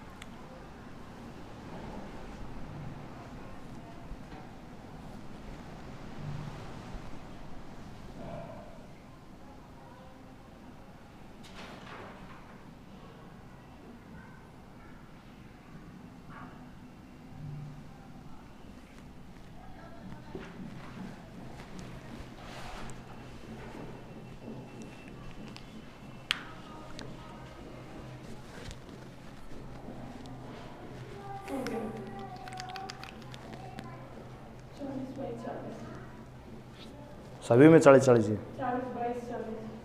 Very good. देखो भाई, अगर हम 7 नंबर डायग्राम को देखें तो सबसे पहले आपको एक सरफेस नजर आ रहा है, इस पे काउंट करेंगे तो 1 2 3 4 जोड़ेंगे कितना आएगा जी, 10। अब आप ये देखिए कि पॉइंट तो एक ही है, कॉमन पॉइंट तो एक ही है, लेकिन इस कॉमन पॉइंट से कितने सरफेस हैं, तो 1 2 3 4। हमने देखा कि एक सरफेस पर एक मंजिल में 10 कमरे हैं, टोटल बिल्डिंग में एक मंजिल कितनी है, 4। तो 10 गुणा में क्या कर देंगे, 4, तो आंसर कितना आ जाएगा, 40 आ जाएगा। ठीक है, इसी प्रकार इसमें देखें तो सबसे पहले बेसमेंट क्या देखते हैं, कितने ट्राइंगल हैं, 10। अब इसमें आपको अलग अलग काउंट करना पड़ेगा। ठीक है, यहां तक आप कर सकते हो जी, ये 10 है, यहां भी 10 कंप्लीट मिलेंगे, फिर ये पूरा कंप्लीट नहीं है, तो आपको यहां पे थोड़ा सा ध्यान लगा के ध्यान से करना होगा। तो 10 ये 20 हो गए। अब यहां पे इस सरफेस से देखो तो 1 2 3 कितना आ जाएगा, 6। इसी प्रकार यहां से 1 2 3 कितना आ जाएगा, 6। तो 6 ये 20 पहले से, टोटल कितना जाएगा, 32 आएगा। आ रहा है समझ में? हाँ, ये तो सरफेस पूरा है, इसके तो 10 हो गए, इसके भी 10 हो गए, ये यहां तक कंसेप्ट आपका नहीं बदलेगा, वही नंबरिंग दो 1 2 3 जोड़ दो, नंबरिंग दो 1 2 3 जोड़ दो। अब इसमें बताओ जरा आंसर कितना आएगा, करो कापी में, क्या करो डायग्राम बनाइए, कापी में सोल्व कीजिए और फिर आंसर दो।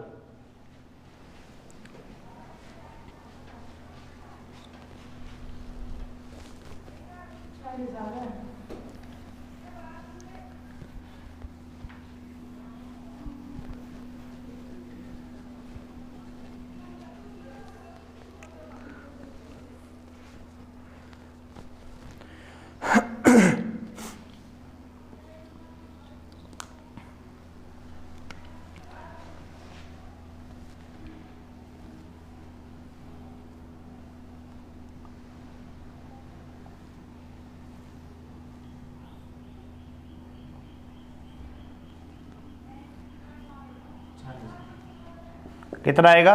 40। हाँ भाई कितना आएगा? बढ़ाओ।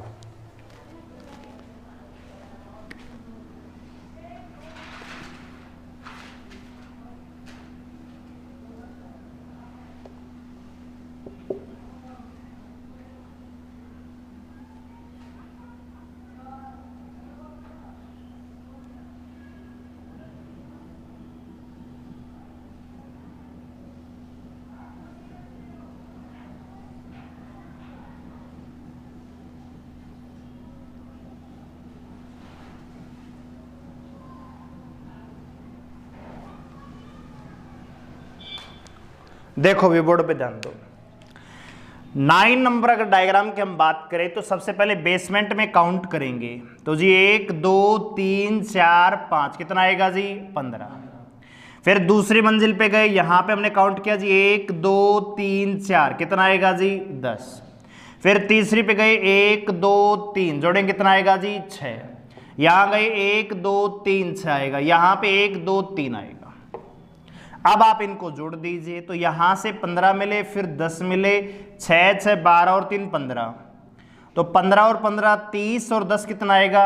40। तो ट्राइंगल कितने हो जाएंगे टोटल इसमें? 40 40 हो जाएंगे। आया भी आपका? सही है। चलिए अब अगला देखते हैं। तो अगले कंसेप्ट पे आने से पहले, अगले ट्राइंगल पे आने से पहले एक छोटा सा कंसेप्ट मैं आपको बताऊंगा, लेकिन उससे पहले आप ये डायग्राम अपनी कॉपी में बना लो ताकि टाइम बचे, फिर हम समझा सके बढ़िया तरीके से।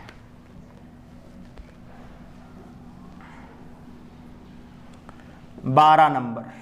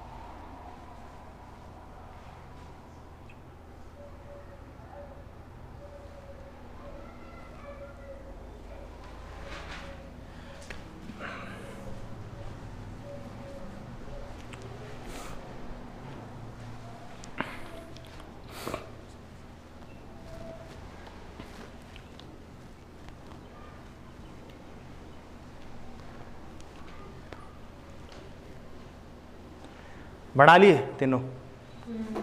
बनाओ फिर बात करते हैं।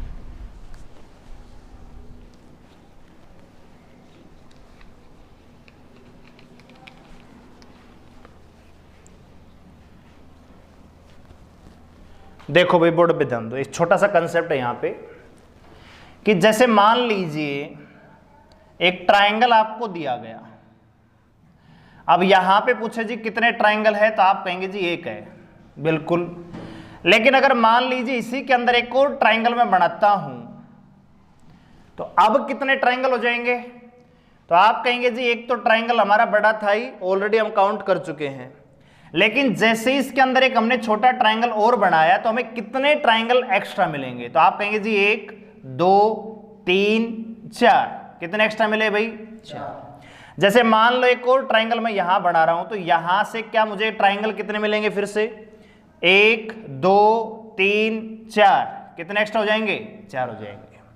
एक ट्राइंगल मैंने यहां बनाया तो यहां भी कितने ट्राइंगल हो जाएंगे जी? 4 हो जाएंगे। एक ट्राइंगल मैंने यहां बनाया तो यहां भी कितने हो जाएंगे जी? 4 हो जाएंगे। एक ट्राइंगल मैंने अंदर बनाया तो यहां भी कितने ट्राइंगल हो जाएंगे जी? 4 हो जाएंगे। लेकिन ये ट्राइंगल दूसरा बन जाता है। कंसेप्ट आप सिर्फ इतना बनिए, याद है ना पिरामिड, इनको पिरामिड ट्राइंगल कहा जाता है जो हम काउंट करेंगे आगे। लेकिन मेरा समझाने का मतलब ये डायग्राम बनाना नहीं था। मेरा समझाने का मतलब ये है कि अगर सिंगल ट्राइंगल है और उसके अंदर अगर आप ट्राइंगल एक्स्ट्रा बना रहे हैं तो आपको 4 त्रिभुज एक्स्ट्रा मिलते हैं। किसी भी त्रिभुज के अंदर त्रिभुज बनाने से 4 त्रिभुज नए आ जाते हैं। यह बात आप ध्यान रखिए। अब इसमें देखिए, तो इसमें हुआ क्या है, एक ट्राइंगल आपका इस प्रकार का था, हमने जी ये बनाया, कितने त्रिभुज होते हैं इसमें? 3। एक ट्राइंगल इसी के जैसा हमने इस साइड से बना दिया, इसमें कितने होते हैं जी? 3। एक ट्राइंगल मैंने इस साइड से एक और बना दिया तो इसमें भी कितने होंगे जी? 3 हो गए। 3 3 तो 3 3 6, 3 9 ट्राइंगल तो हो गए। सीधे बैठो, आलती बालती मार के, हाँ ये बढ़िया, 9 ट्राइंगल हो गए। लेकिन हुआ क्या, जब आप इन तीनों को बेसिक ट्राइंगल्स को जोड़ रहे थे, आपने इनको चिपकाया तो यहां पे कुछ बदलाव हुआ। बदलाव क्या हुआ कि जी एक ट्राइंगल तो आपको ये मिला छोटा, इनसे मिलके बना है, और एक ट्राइंगल आपको कौन सा मिलेगा? ये बड़े वाला। क्या ये हमने कभी काउंट किया? अभी काउंट किया है क्या? नहीं किया है। मैं आपको क्या बता रहा हूं जी, एक ट्राइंगल ये था छोटा, कितने इसमें? 3। एक ट्राइंगल हमने ये बनाया जी इधर से, इसमें कितने हैं जी? 3। एक ट्राइंगल हम ये बना रहे हैं तो इसमें भी कितने हैं? 3। लेकिन जैसे हमने तीसरा यहां पे करेक्ट किया, ये ट्राइंगल भी तो बन रहा है और एक ये बड़े वाला बन रहा है, तो आपको कितने एक्स्ट्रा मिलेंगे? यहाँ पे 2 एक्स्ट्रा मिलेंगे। ये जो एक्स्ट्रा त्रिभुज यहां से निकल रहे हैं इनको कहा जाता है छुपे हुए त्रिभुज, हिडन ट्राइंगल, जिनको आपको मैन्युअली फाइंड आउट करना पड़ता है। ठीक है, तो इस पहले डायग्राम की अगर मैं बात करूं तो ट्राइंगल कितने होंगे जी? 9 तो बेसिक है, 3 इसमें, 3 इसमें, 3 इसमें, 9 हो गए। एक ये है, एक ये बड़े वाला है, तो 9 और 2 कितने हो गए जी? 11। तो ट्राइंगल कितने हैं इसमें? 11 है, 11 है, नोट कीजिए। इसी प्रकार अगले में देखेंगे।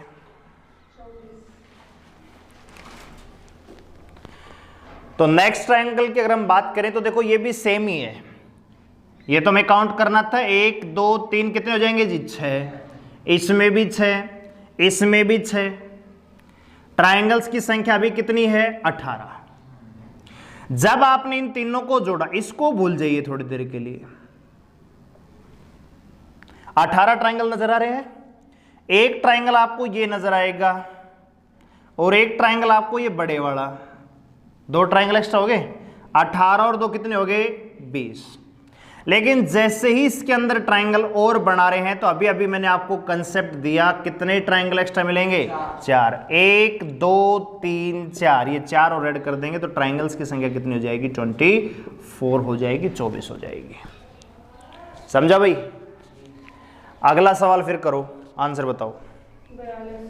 42।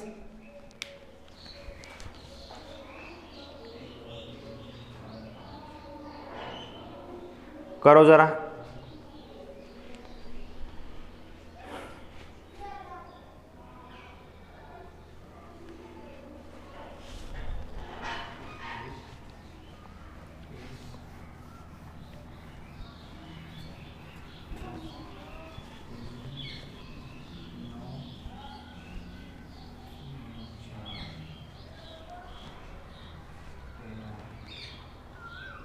थ्री 43। आपका क्या नाम है? अंकित। अंकित बताओ कितने हैं? बढ़ाओ।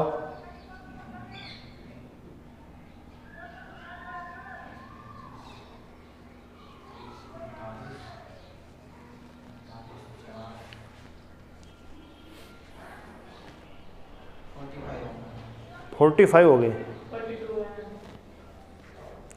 कॉपी में बना रखा आपने डायग्राम, कॉपी में काउंट करो, इधर क्यों काउंट कर रहे हो?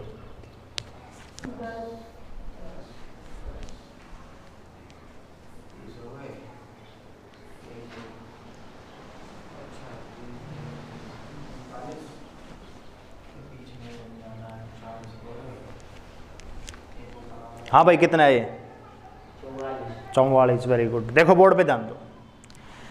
करना क्या है कि अब ये डायग्राम आप नए बच्चे को दोगे किसी को तो नहीं काउंट कर पाएगा, वो ऐसे काउंट करेगा 1 2 3 4 5 6 7 8 9, फिर खो जाएगा, वो तुक्का लगाएगा। आपको करना क्या है, जब भी बड़ा ट्रायंगल आपको मिले, बड़ा डायग्राम मिले, तो आप उसको ब्रेक कर दीजिए बेसिक पे, ठीक है।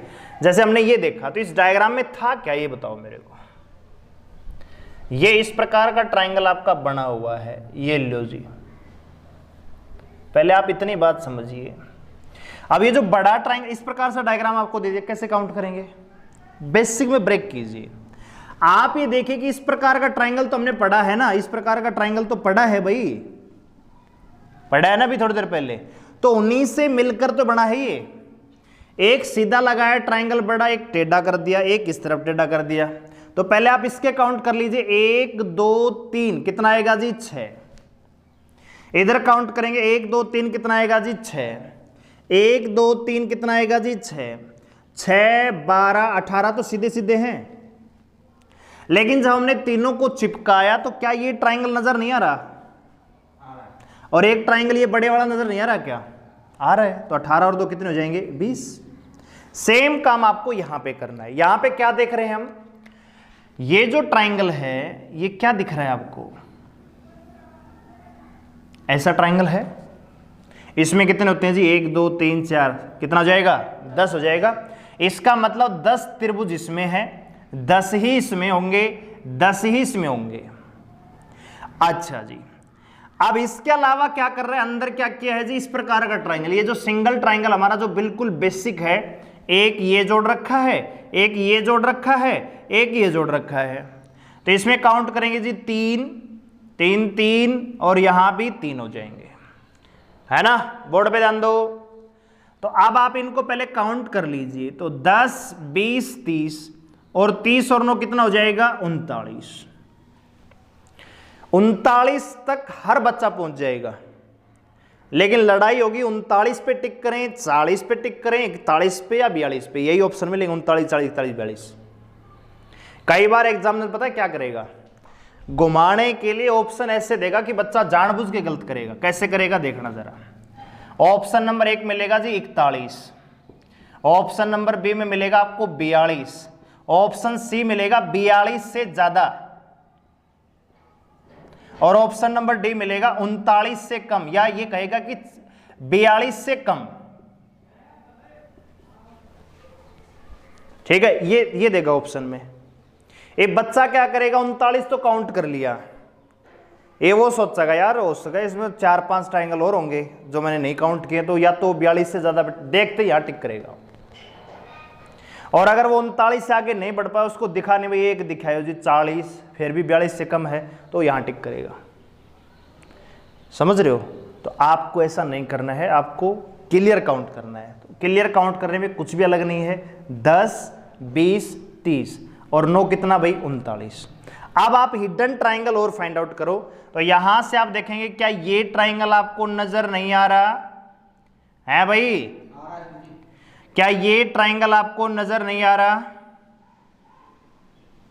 2 और एक ट्रायंगल ये जो सबसे बड़ा है, ये भी तो इन सभी को जोड़ने के बाद ही बना होगा। तो कितने एक्स्ट्रा हो गए? 3। 39 आप पहले काउंट कर चुके हो, 3 ये तो कितने हो गए टोटल? 42। एग्जैक्ट 42 है, तो यहीं टिक करना पड़ेगा, इसके अलावा कोई आंसर नहीं हो सकता। ठीक है, चलिए आगे बढ़ते हैं।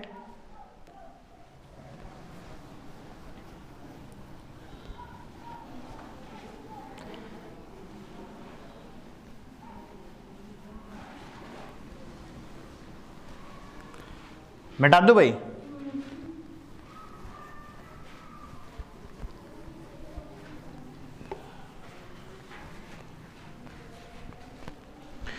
अब जैसे मान लीजिए अगला जो ट्राइंगल है, आप यहां देखिए, सबसे पहले एक ट्राइंगल आपको ये दिया गया है, एक ट्राइंगल आपको ये दिया गया है, और एक ट्राइंगल आपको ये दिया गया है। बोर्ड पे ध्यान दो। इन तीनों में एक खासियत है। खासियत क्या है? अगर नंबर एक ट्राइंगल को आप देखोगे तो यहां से एक बिंदु ये है, एक बिंदु ये है, यहां से भी एक लाइन यहां से गुजरी है, एक लाइन यहां से गुजरी है। दूसरे को देखिए, एक बिंदु ये है जहां से एक रेखा निकली, एक बिंदु ये था जहां से एक रेखा निकली, दो ही रेखा निकलती हैं। तीसरे में देखेंगे तो एक बिंदु ये है और दूसरा बिंदु ये है, एक रेखा यहां से और एक रेखा यहां से। तो इनमें कॉमन क्या था? तीनों ही ट्राइंगल बिल्कुल समान है, कुछ भी फर्क नहीं है।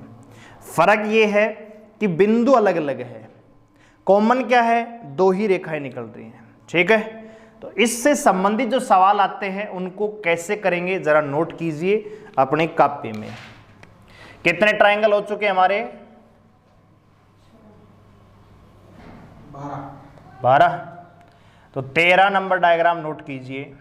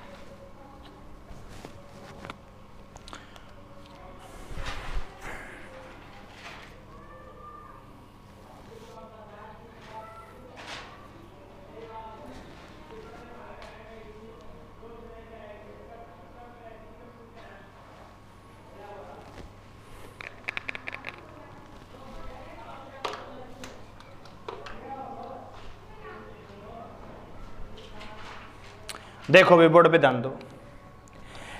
अब नंबर 13 डायग्राम को अगर हम देखें, बोर्ड पे ध्यान दीजिए, तो एक पॉइंट ये है, एक पॉइंट ये है, दो ही पॉइंट हैं। इस पॉइंट से देखें तो कितनी लाइनें हैं भाई? कितनी लाइनें हैं? 2। और इस पॉइंट से 2। नंबर 14 डायग्राम को देखें तो एक पॉइंट ये है और एक पॉइंट ये है। यहां से कितनी लाइन ड्रा हो रही है? 1 2 3, और इधर से कितनी हो रही है? 1 2 3। नंबर 15 तो हम बना चुके हैं पहले, यहां से एक लाइन है और यहां से एक लाइन है। तो इसमें ट्राइंगल काउंट करने का जो सीधा तरीका है, अभी मैं बताऊंगा, कंसेप्ट बताऊंगा, लेकिन सीधा जो तरीका है, जब नंबर ऑफ लाइन दोनों पॉइंटों से बराबर हो तो करना क्या है? 1 2 3 कॉलम काउंट कर लिया। इधर से भी देखोगे तो 1 2 और 3। तो ये जो सबसे बड़ा नंबर है 3, इसका कर दीजिए क्यूब। तो 3 का क्यूब कितना आएगा? 27। तो इसमें ट्राइंगल कितनी है? 27। अगले में देखो, 1 2 3 4। इधर से देखोगे 1 2 3 4। तो ट्राइंगल्स की अगर हम बात करें तो 4 का कर देंगे क्यूब, 64 इस सवाल का आंसर।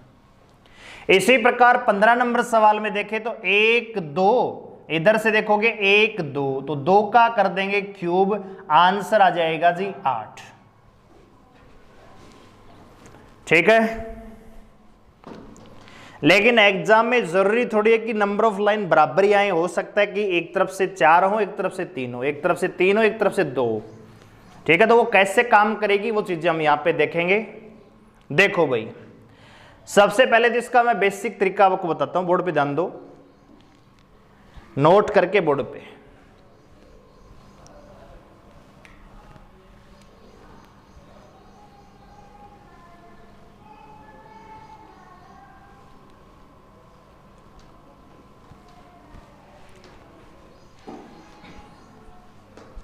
कर लिया, शाबाश।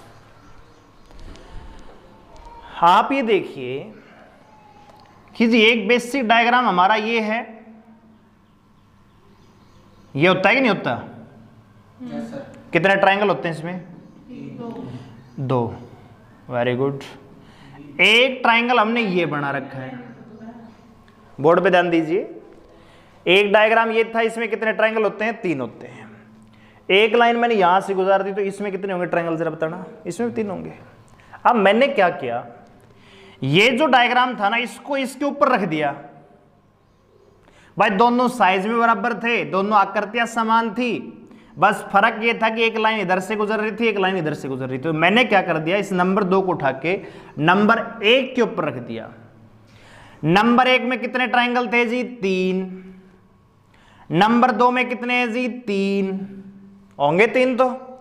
लेकिन जैसे ही हमने इसके ऊपर रखा, इसको यहां से हमने इनको कंबाइन किया, तो 3 तो ऑलरेडी उसके थे ही, इसको रखने से 3 ट्रायंगल और होंगे कि नहीं होंगे, बताओ?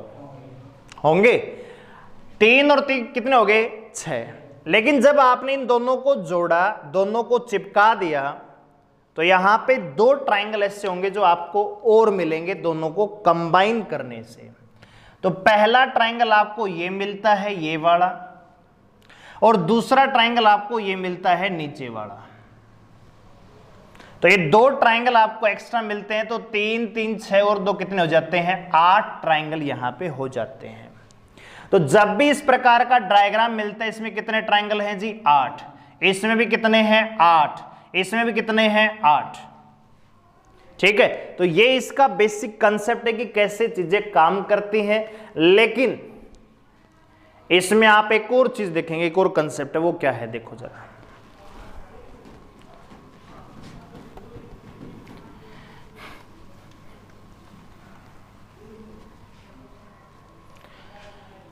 जैसे ये डायग्राम मैं बना रहा हूं, सेम वही डायग्राम जो अभी हमने देखा, ये लो जी, बन गया। अब जरा गौर करना, ये डायग्राम हम पढ़ चुके हैं। कितने ट्रायंगल होते हैं? 3 होते हैं। एक बात बताइए, अगर यही लाइन ऐसे ना होके थोड़ी सी ऐसे हो जाए और यहां से गुजर रहा हो, तो कितने ट्रायंगल होंगे? 3 होंगे। अगर यही ट्रायंगल ऐसे ना होके ऐसे गुजर रहा हो, तो भी कितने होंगे? 3 होंगे। और अगर यही ट्रायंगल मान लीजिए यहां से ऐसे गुजर रहे, तभी कितने होंगे? 3 होंगे। समझ गए? तो आपको करना क्या, इस पॉइंट से देखो जरा, ये मैंने पॉइंट पकड़ा, इस पॉइंट से इस सरफेस पे कितने ट्रायंगल बनेंगे आप जरा बताना? 3 बनेंगे। भाई यो सरफेस नो आन लग रहा है, बीच में लाइन है, तो 1 2 कितने हो जाएंगे? 3 होंगे। इसी प्रकार इस सरफेस से इस पॉइंट से कितने बनेंगे जी? ये ट्रायंगल है आपका 1 2 3 हो गए 6। अच्छा जी, अब एक पॉइंट आपको और नजर आ रहा है, जो कि हमारा ये वाला है। इस पॉइंट से एक सरफेस यो है, जोड़ेंगे जी 1 2 3। इस पॉइंट से एक सरफेस यो है, जोड़ेंगे जी 1 2 3। अब आप इनको जोड़ो, 3 6 और 6 कितना हो जाएगा? 12। इस हिसाब से तो हमारे ट्रायंगल कितने आ रहे हैं? 12 आ रहे हैं। लेकिन 12 ट्रायंगल्स में हमने कुछ ट्रायंगल ऐसे हैं जिनको डबल काउंट कर लिया, क्योंकि वो ट्रायंगल इस पॉइंट से भी काउंट हो रहे थे, वो ट्रायंगल इस पॉइंट से भी काउंट हो रहे थे। लेकिन जब सबको हमने जोड़ा तो कुछ ट्रायंगल एक्स्ट्रा इसमें काउंट हो गए, जो डबल काउंट हुए। तो उनको क्या करना पड़ेगा? बाहर करना पड़ेगा काउंटिंग से। वो कैसे करेंगे जरा गौर कीजिएगा। एक पॉइंट ये था, एक पॉइंट ये था, इनको छोड़ दीजिए, छोड़ दिया, और बाकी के जितने भी कॉमन पॉइंट हैं उनको काउंट करके निकाल दीजिए। तो देखो एक पॉइंट ये है, मतलब जहां पे बिंदु मिल रहे हैं, एक पॉइंट ये है, एक पॉइंट ये है और एक पॉइंट ये है। कितने हो गए जी? 4। तो 4 घटा दीजिए, 12 में 4 के कितना बचेगा? 8। समझ गए? लेकिन आपको ये देखना है कि नंबर ऑफ लाइन अगर दोनों तरफ इक्वल है तो सीधा नंबरिंग दो, 1 2 1 2, तो 2 का क्यूब आ जाएगा 8। इस सवाल का डायरेक्ट आंसर था। इसका 3 का क्यूब 27 आंसर था। ये 4 का क्यूब 64 आंसर था। ये कब था? जब नंबर ऑफ लाइन क्या थी? बराबर थी, इक्वल थी। ठीक है भाई, समझ में आया? चलो इससे आगे देखते हैं।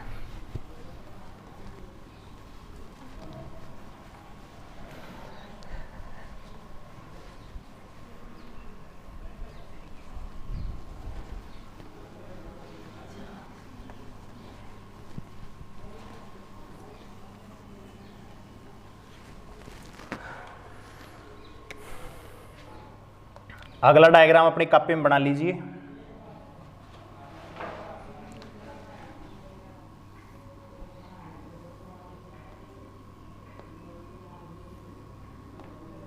कितने हो गए थे? 13 15 हो गए।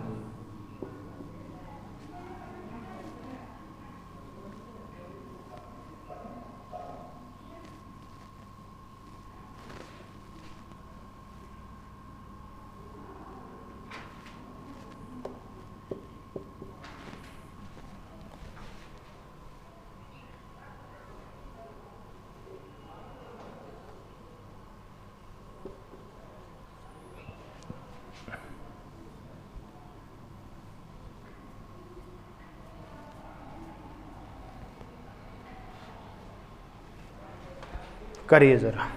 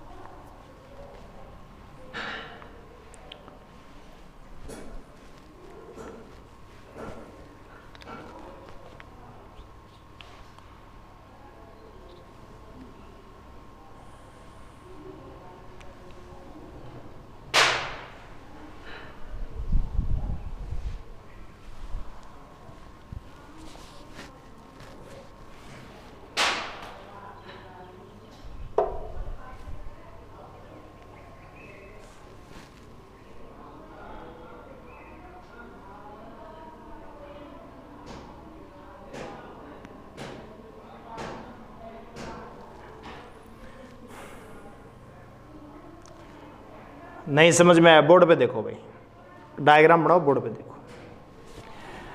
एक बात बताओ, हमने शुरू में डायग्राम आज बनाया था,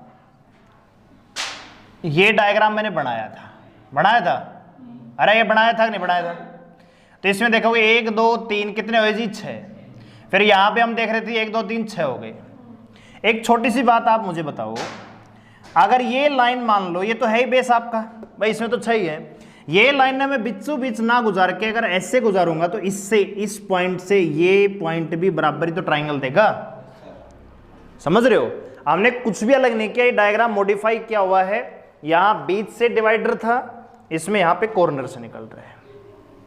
लेकिन बीच से निकलने में फायदा क्या था कि इधर से आपको ये काउंट नहीं करने पड़ रहे थे, इसमें आपको ये भी काउंट करना पड़ेगा। समझ गए? तो आप पहले देखो, इसमें ये पॉइंट है, बोर्ड पे ध्यान दे भाई, ये पॉइंट है, इस पॉइंट से इस बेस पर कितने ट्रायंगल बनेंगे जरा बताना? इस पॉइंट से इस बेस पर 1 2 3, तो कितना आएगा जी? 6। इस पॉइंट से इस बेस पे कितने ट्रायंगल बनेंगे जी? 6। 12 हो गए प्लस। अब हमारे पास ये पॉइंट है। अब ये ट्रायंगल मान लो ऐसे ना होके यहां से लाइन गुजार रहा हूं मैं, ठीक है? अब इस बेस, यो बेस हो गया इसका भाई। इसमें जैसे नीचे वाला ये बेस था, ट्रायंगल हमने तिरछा कर दिया तो ये बेस हो गया 1 2, कितना हो गया? 3। अब एक इसमें मान लो यहां से एक और लाइन गुजर रही है, तो इस पॉइंट से यहां भी काउंट करेंगे, कितने होंगे? 3। एक लाइन और यहां भी कितने होंगे? 3 होंगे। बस सिंपल था ही नहीं कुछ। जब भी कॉम्प्लेक्स फिगर आपको देखने को मिले उसको छोटों में ब्रेक कर दो। अब आप देखो इस पॉइंट से एक तो लाइन ये है कि नहीं है? कितने होंगे जी? 1 2 जोड़ेंगे कितना आएगा? 3। ये पॉइंट है 1 2 3, ये पॉइंट है इस बिंदु से, तो कितने होंगे? 1 2 3, तो 3 3 6 3 9, 12 और 9 कितने हो गए? 21 हो गए। अब मैंने आपको बताया कि जब इनको हम काउंट करते हैं तो कुछ ट्रायंगल हमारे डबल काउंट हो जाते हैं।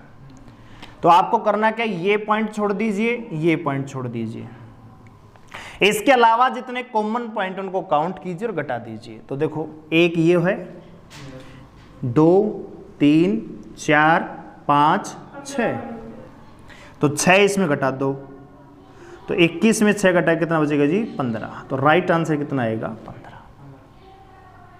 ठीक है, इधर देखो जरा, ये आप करोगे। 18 नंबर फिर समझा देता हूं। एक पॉइंट आपके पास ये है भाई, अरे सेक नहीं है। Yes sir. इस पॉइंट से इस बेस पे कितने ट्रायंगल बनेंगे? 10। और यहां से कितने? 10। 20 हो गए। अब एक पॉइंट आपका ना यो भी तो है, तो यहां से इस बेस से कितने ट्रायंगल बनेंगे? 1 2 3, यहां से भी 3, यहां से भी 3, यहां से भी 3, कितने हो गए? 12 हो गए। 20 और 12 कितने? 32। लेकिन 32 आंसर नहीं है। हाँ, तो आपको करना क्या है? कॉमन ट्रायंगल्स को बाहर करना होगा। तो ये पॉइंट हटा दीजिए, ये पॉइंट हटा दीजिए, इसके अलावा जितने पॉइंट उनको काउंट कीजिए और घटा दीजिए। तो जी ये एक है, 2 3 4 5 6 7 8, तो 32 में से 8 घटा दीजिए, कितना बचेगा? 24। तो 24 इसमें ट्रायंगल होंगे। करो जरा।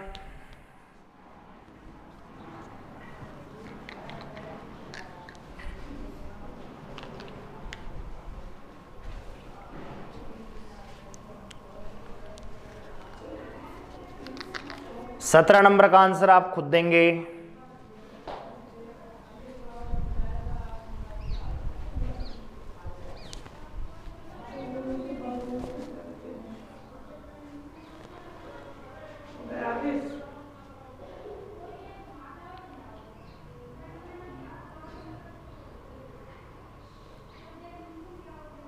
Very good.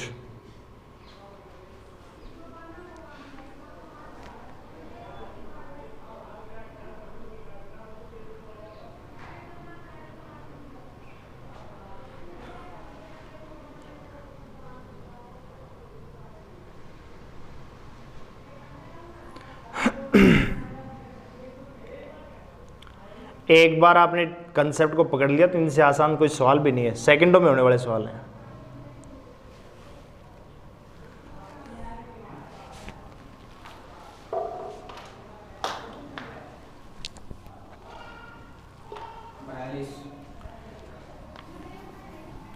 हाँ भाई अंकित,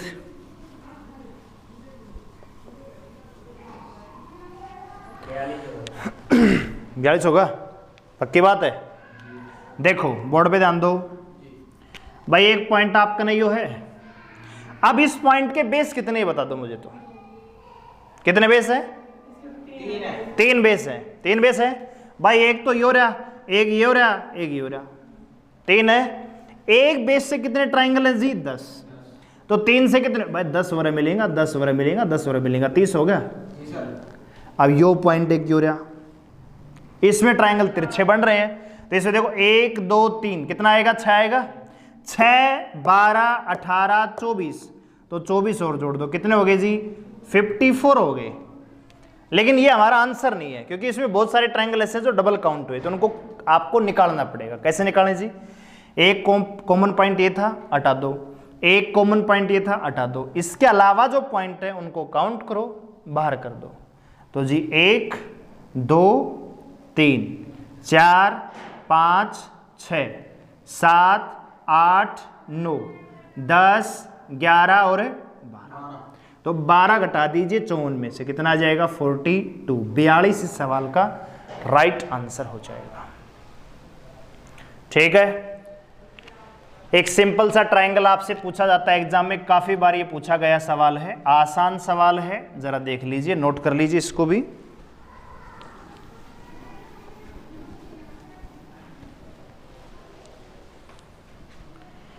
इसमें बताइए कितने ट्रायंगल हैं।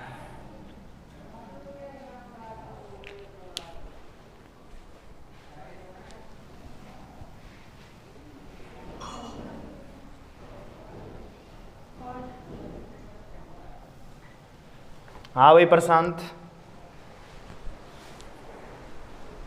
बिल्कुल रद्दी सवाल है, कुछ भी नहीं है भाई। 1 2 3 4 5 6 तो नजर आ रहे हैं क्लियर। एक यो बड़ा है जो नीचे की तरफ है, एक बड़ा है यो ऊपर की तरफ है, 6 और 2 कितने? ठीक है, तो अब आप बनाइए डायग्राम, आंसर दीजिए। लास्ट राउंड आपका।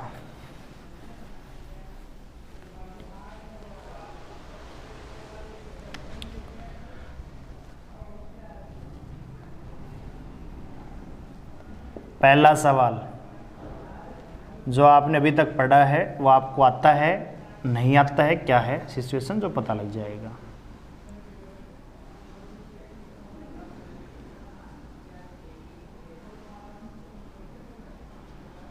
करिए जरा।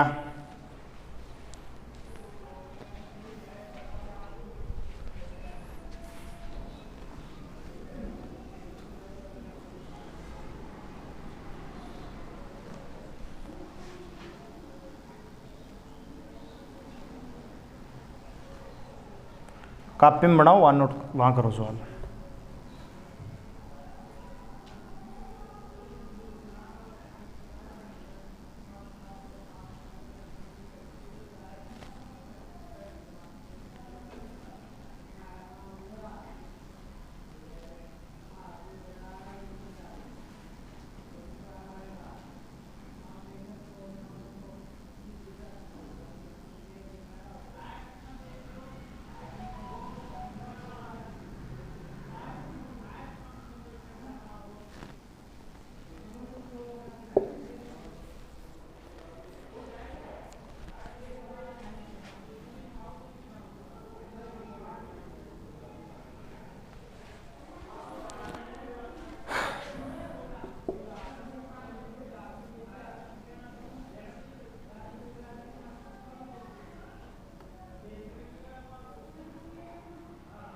तीसरा सवाल करो।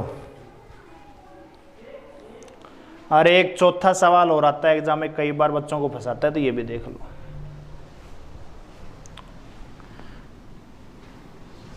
यो सर्कल है हमारा, है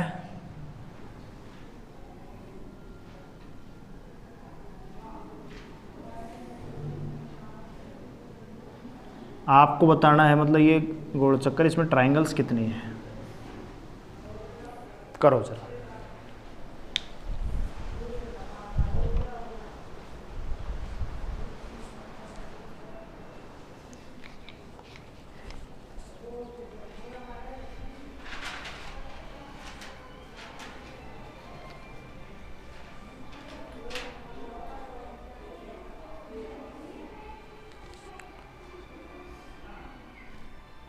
देखो भाई बोर्ड पे ध्यान दो। अगर इसमें देखोगे तो सबसे पहले बेस काउंट करें, कितना आएगा जी? 10।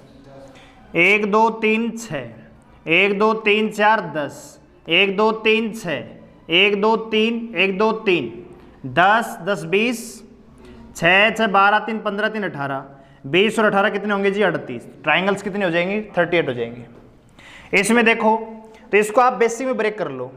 यहाँ कितने होंगे जी? 10। इसमें भी 10, इसमें भी 10, इसमें 6 6 6, ये तो है ही।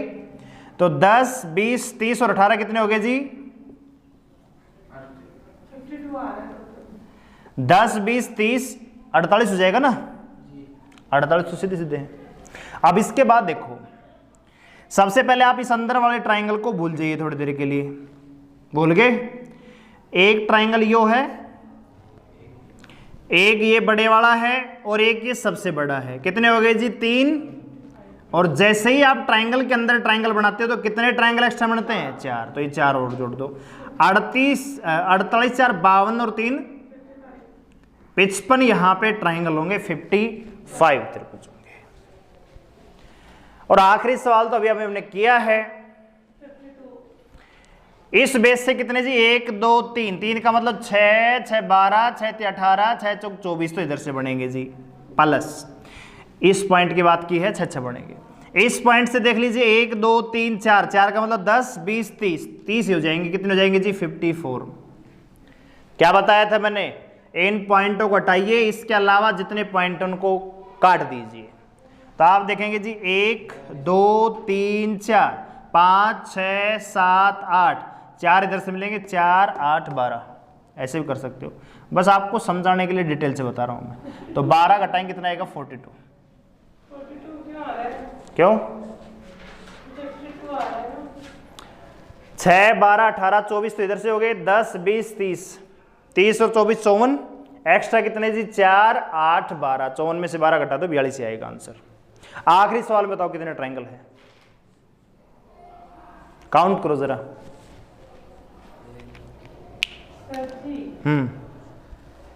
पहले आप करते थे ना इधर की साइड से 1 2 3 1 2 3 करते थे ना, उस वाले पॉइंट से कितना, इस वाले पॉइंट से, इस वाले पॉइंट से इस बेस पर 1 2 3, 3 2 5 और 1 6, 6 12 6 3 18 6 चौक 24, कितने हो गए, 24 हो गए। ठीक है, इस पॉइंट से देखो 1 2 3 4 जोड़ेंगे 4 3 7 2 9 1 10 आएगा, यहाँ से 10 यहाँ से 10 यहाँ से 10, ठीक है, तो इसमें कितना आएंगे 42 आएंगे। आखिरी जो डायग्राम बना हुआ है एग्जाम में बहुत ज्यादा बार पूछा गया है, इसमें ट्रायंगल्स की संख्या कितनी होगी 0।